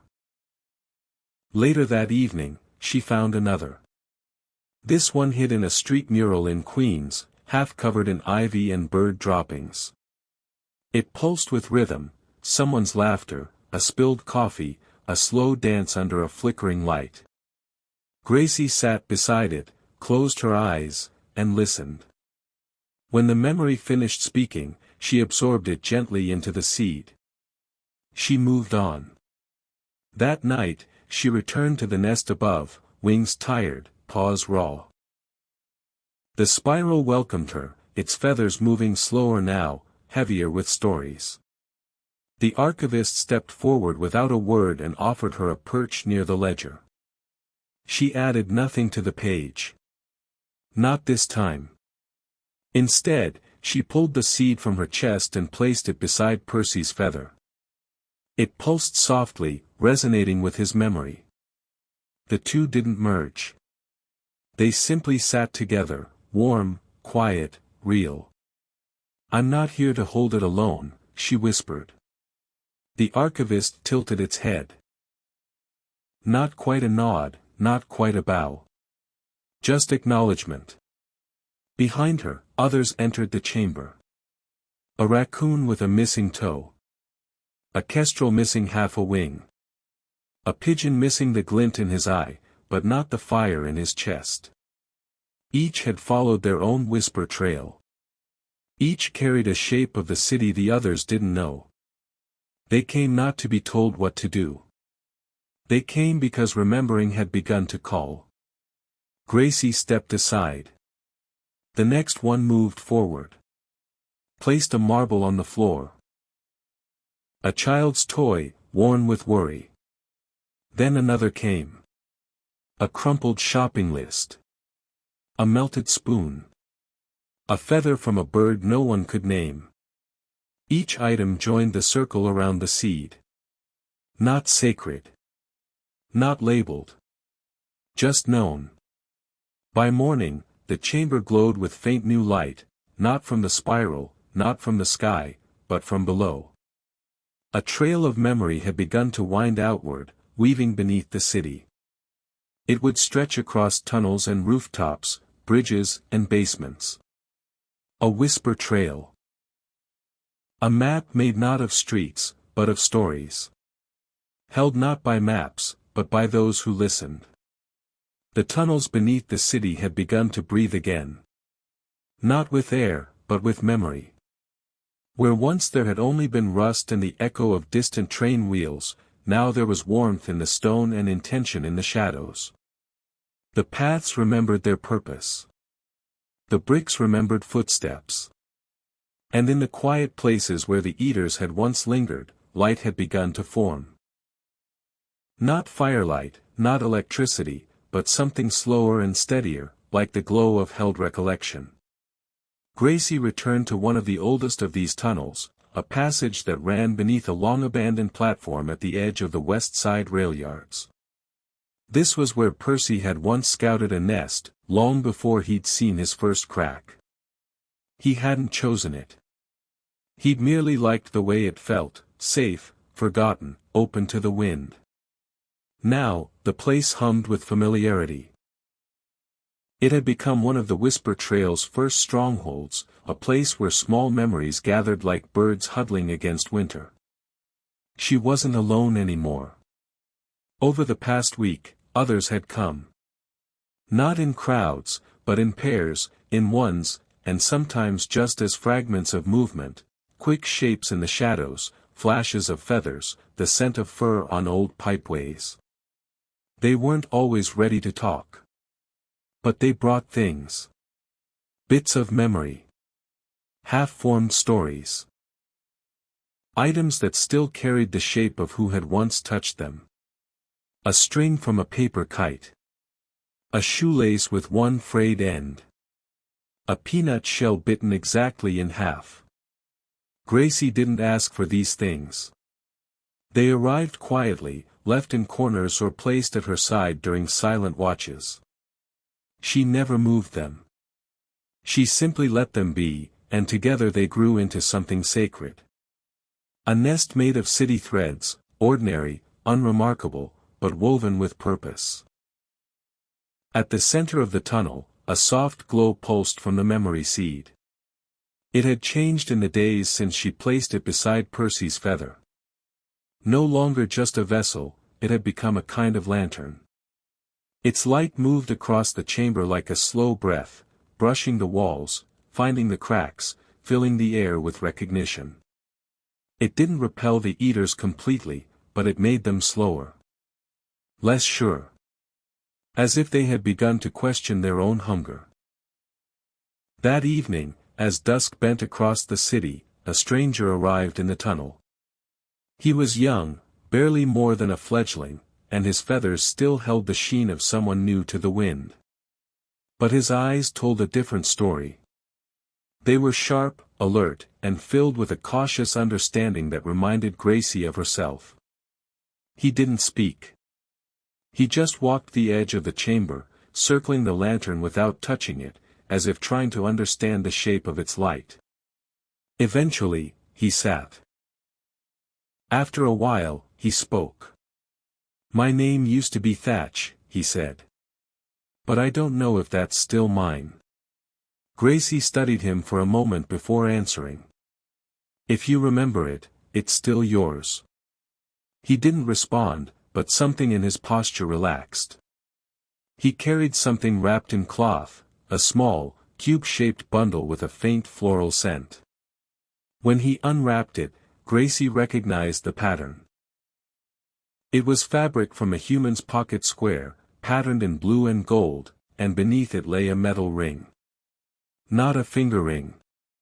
A curtain ring. Brass, dulled with time. She didn't need to ask what it meant. He looked at it the way Percy used to look at the river. Like something deeper than the shape itself was being held. Thatch stood, stepped forward, and placed the ring at the lantern's edge. The light accepted it. The glow pulsed once, folding the ring's story into its memory. A flicker passed through the chamber, and for a breath of a second, Gracie smelled the salt of distant shorelines and heard a door creak open in a place that no longer existed. "You followed the trail?" she asked.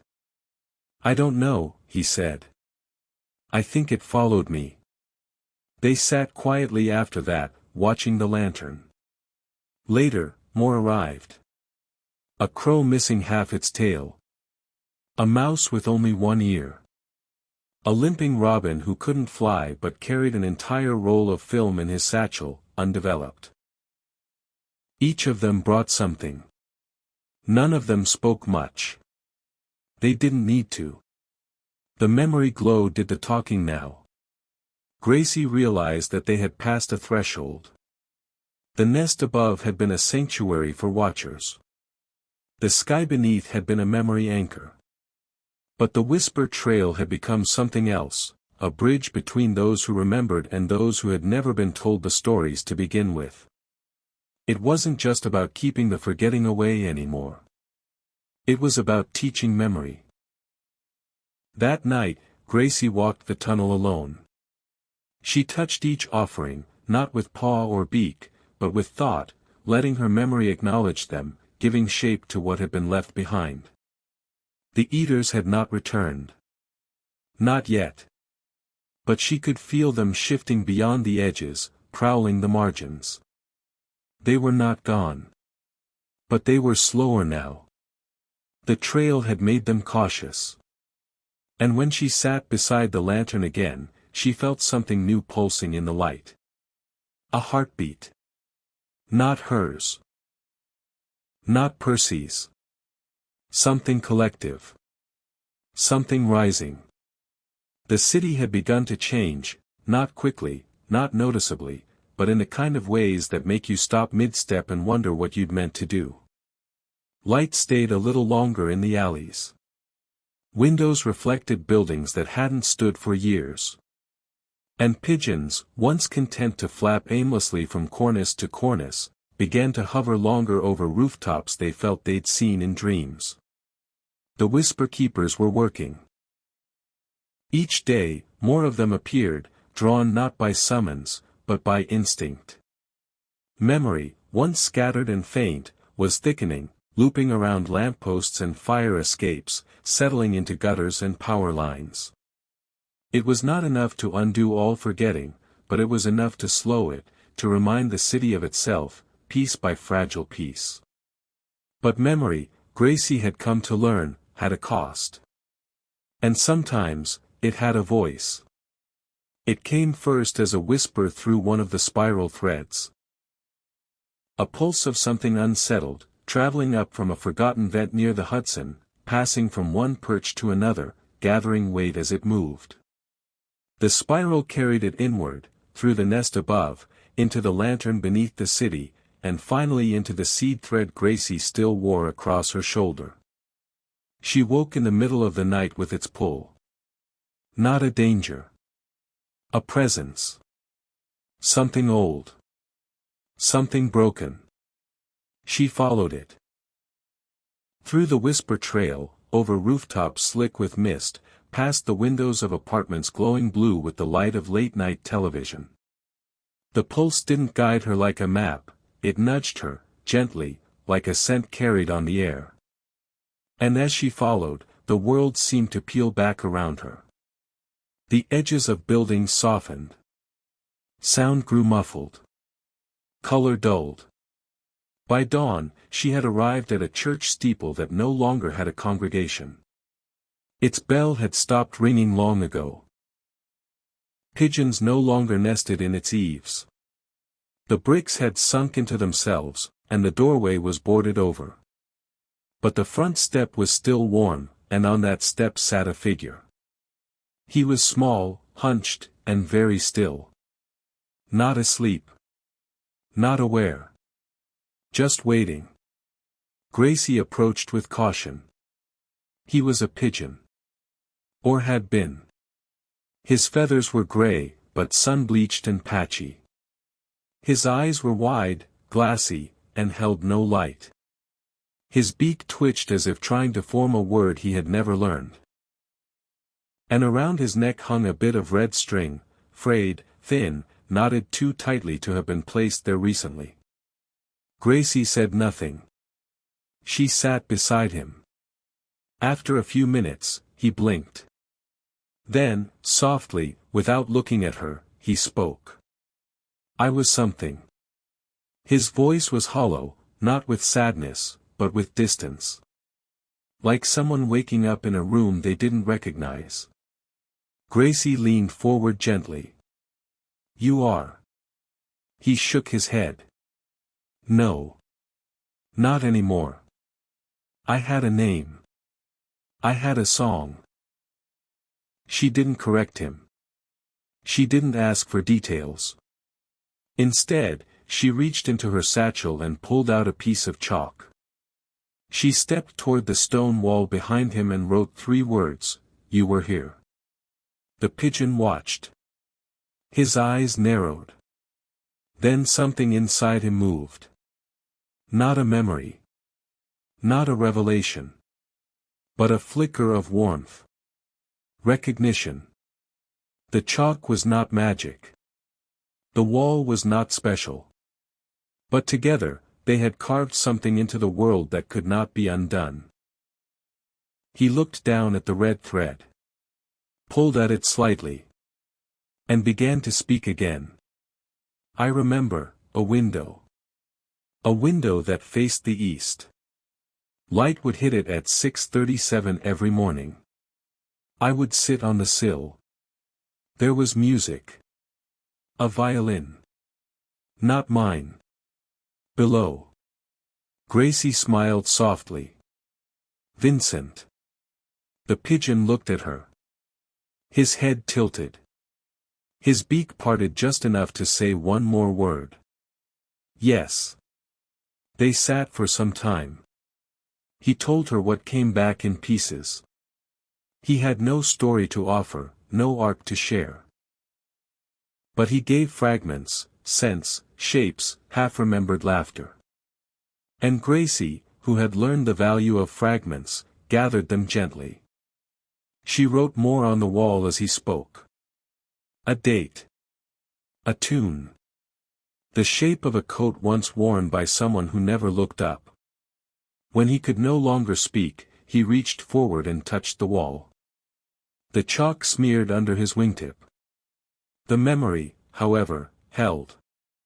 That night, she brought him to the tunnel where the lantern pulsed. He did not ask where they were. He didn't need to. The whisper keepers stood in quiet rows, letting him pass.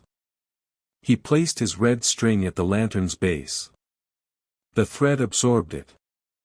A new glow joined the others, looping gently around the older ones. Gracie didn't ask for his name. She knew, now, that not everyone remembered names.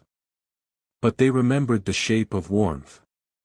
The sound of music from a window. The first light of morning. These were enough. That night, in the nest above, a new shelf was built. It did not hold feathers. It held pieces. Not full memories. Just anchors. The smallest threads. Enough to tie a story down before it drifted too far. It began as a slow fog over the river. In the early hours of the morning, when most of the city still slept, the mist rolled in with the patience of old sadness. It gathered around bridges and clung to rooftops, softening the outlines of buildings and blurring the usual rhythm of streetlights and sirens. This wasn't unusual. Fog belonged to New York like trash bags and pigeons. It came and went. But this time, it stayed. By noon, it had not lifted. The sun tried and failed to burn through it. Drivers leaned further forward in their seats, squinting into the white. Pedestrians hesitated at curbs. Conversations grew shorter. People turned inward. Not in fear, but in confusion, as if everyone had the vague sense they had missed something. As if the world had skipped a line of dialogue. Gracie felt it immediately. She had been walking the high line with two young whisper keepers, tracing the faint echo of a vanished garden that had once bloomed beside a forgotten fire escape. But when the fog thickened, the memory trail went silent. The lantern thread across her chest dimmed. Her paws tingled. It wasn't just weather. It was an interruption. She turned to the younger pair, Loma, a night pigeon with dark plumage and sharp eyes, and Belle, a city rat whose tail had been broken and never quite healed right. Both were new to the work, but their instincts were good. They stopped the moment she did and looked to her for direction. "We need to get to the nest," Gracie said, keeping her voice low and even. They didn't question her. Together, the three of them turned from the path and disappeared into the brickwork. By the time they reached the tunnel beneath the nest above, the fog had begun to infiltrate the underground. Not directly, but through memory. The walls of the passage, once alive with remembered sounds, footsteps, music, laughter, were now quiet. Not muted. Vacant. It was as though the fog had settled into the very fabric of the past. When they entered the chamber, the feathers were still spinning in the spiral, but their motion had slowed. The lantern pulsed dully, as if unsure of its own light. The archivist stood in place, unmoving, but its long silver wings were folded in tighter than usual. Gracie approached the spiral's edge. The air felt thick, not with scent or dust, but with forgetfulness. She turned to Loma and Belle, gesturing for them to place their offerings. Each did so without hesitation, Loma with a folded train schedule, Belle with a bit of worn denim tied in a knot. The items vanished into the memory glow, and for a brief moment, the spiral brightened. Then it dimmed again. Something was pressing inward. A forgetting not born from a single eater, but from many. Gracie took a slow breath and lowered her paw into the lantern's center.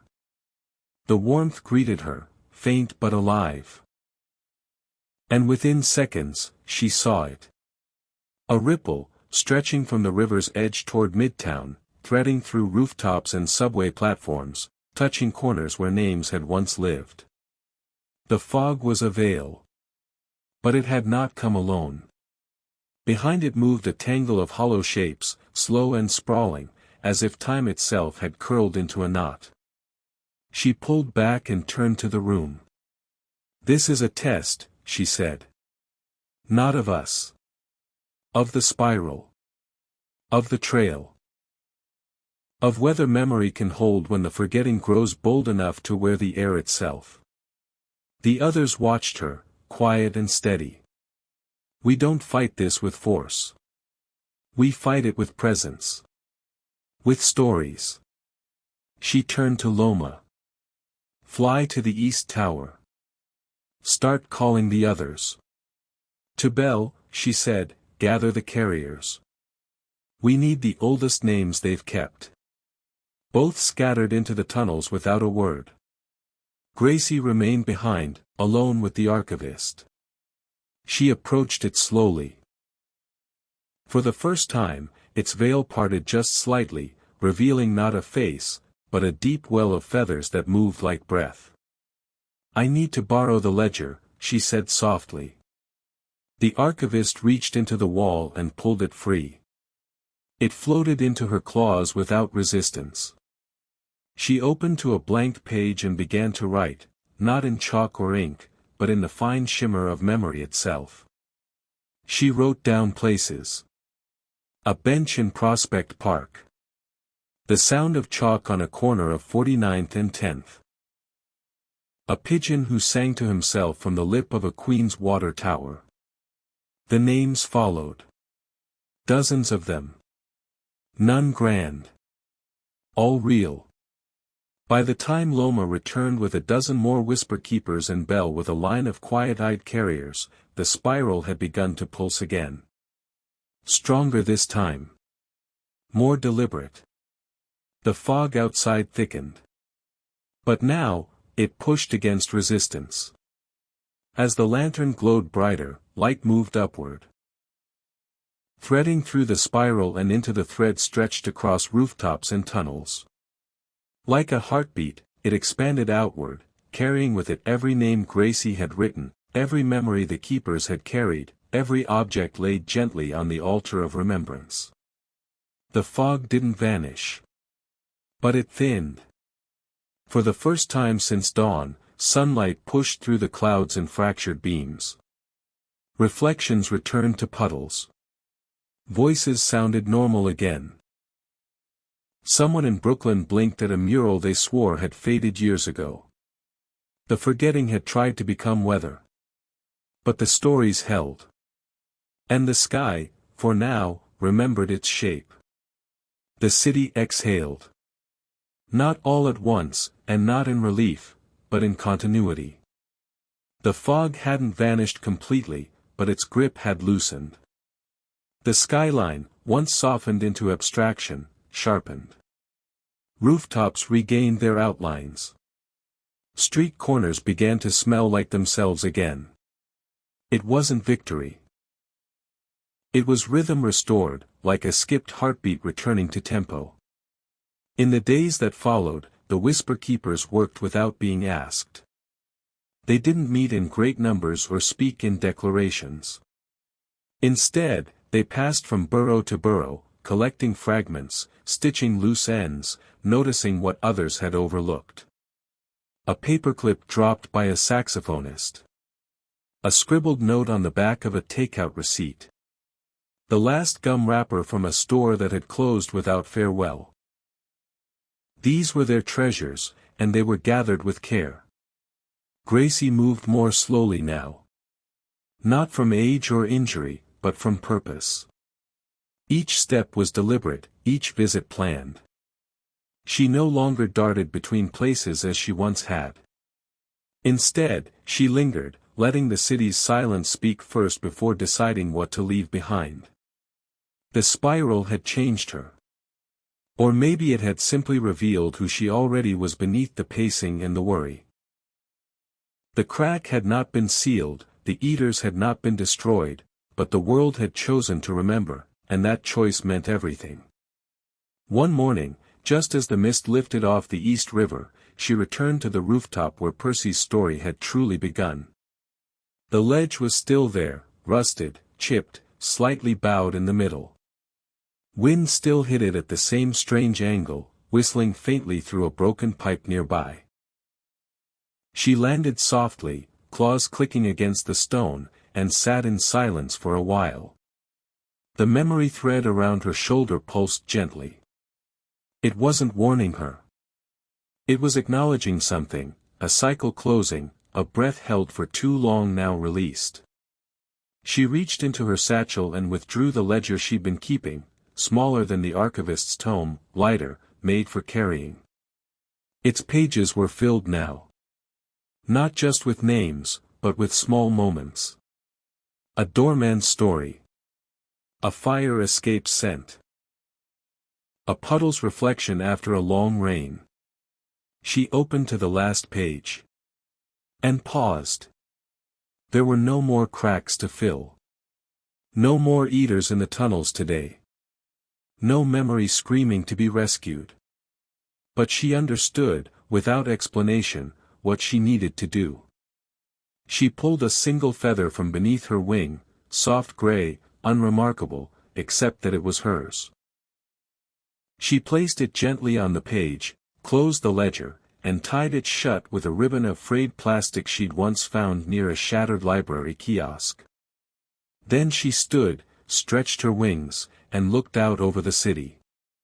Below, it breathed in patterns. Buses sighing at curbs. Heels tapping over brick. Kids laughing in 3 languages at once. Music drifted up from a second-story apartment window, and a cat stretched lazily on a windowsill as though it had known her name all along. She took one last look at the ledge, then nudged the ledger into a crack between the bricks, just far enough in to be protected, just visible enough to be found. It would wait there. Not for another whisper keeper. Not for a hero. Just for someone curious enough to wonder what stories a rooftop might hold. Back at the nest above, the spiral turned slowly. The archivist, as ever, said nothing. But the light had changed. More color now, more depth. Stories had begun to build upon one another. Some even intertwined, names looping together, fragments blending until they no longer belonged to just one memory, but to the city itself. The lantern glowed a little softer, but its core remained steady. Gracie returned one final time that evening. Not to add, not to record. Just to sit.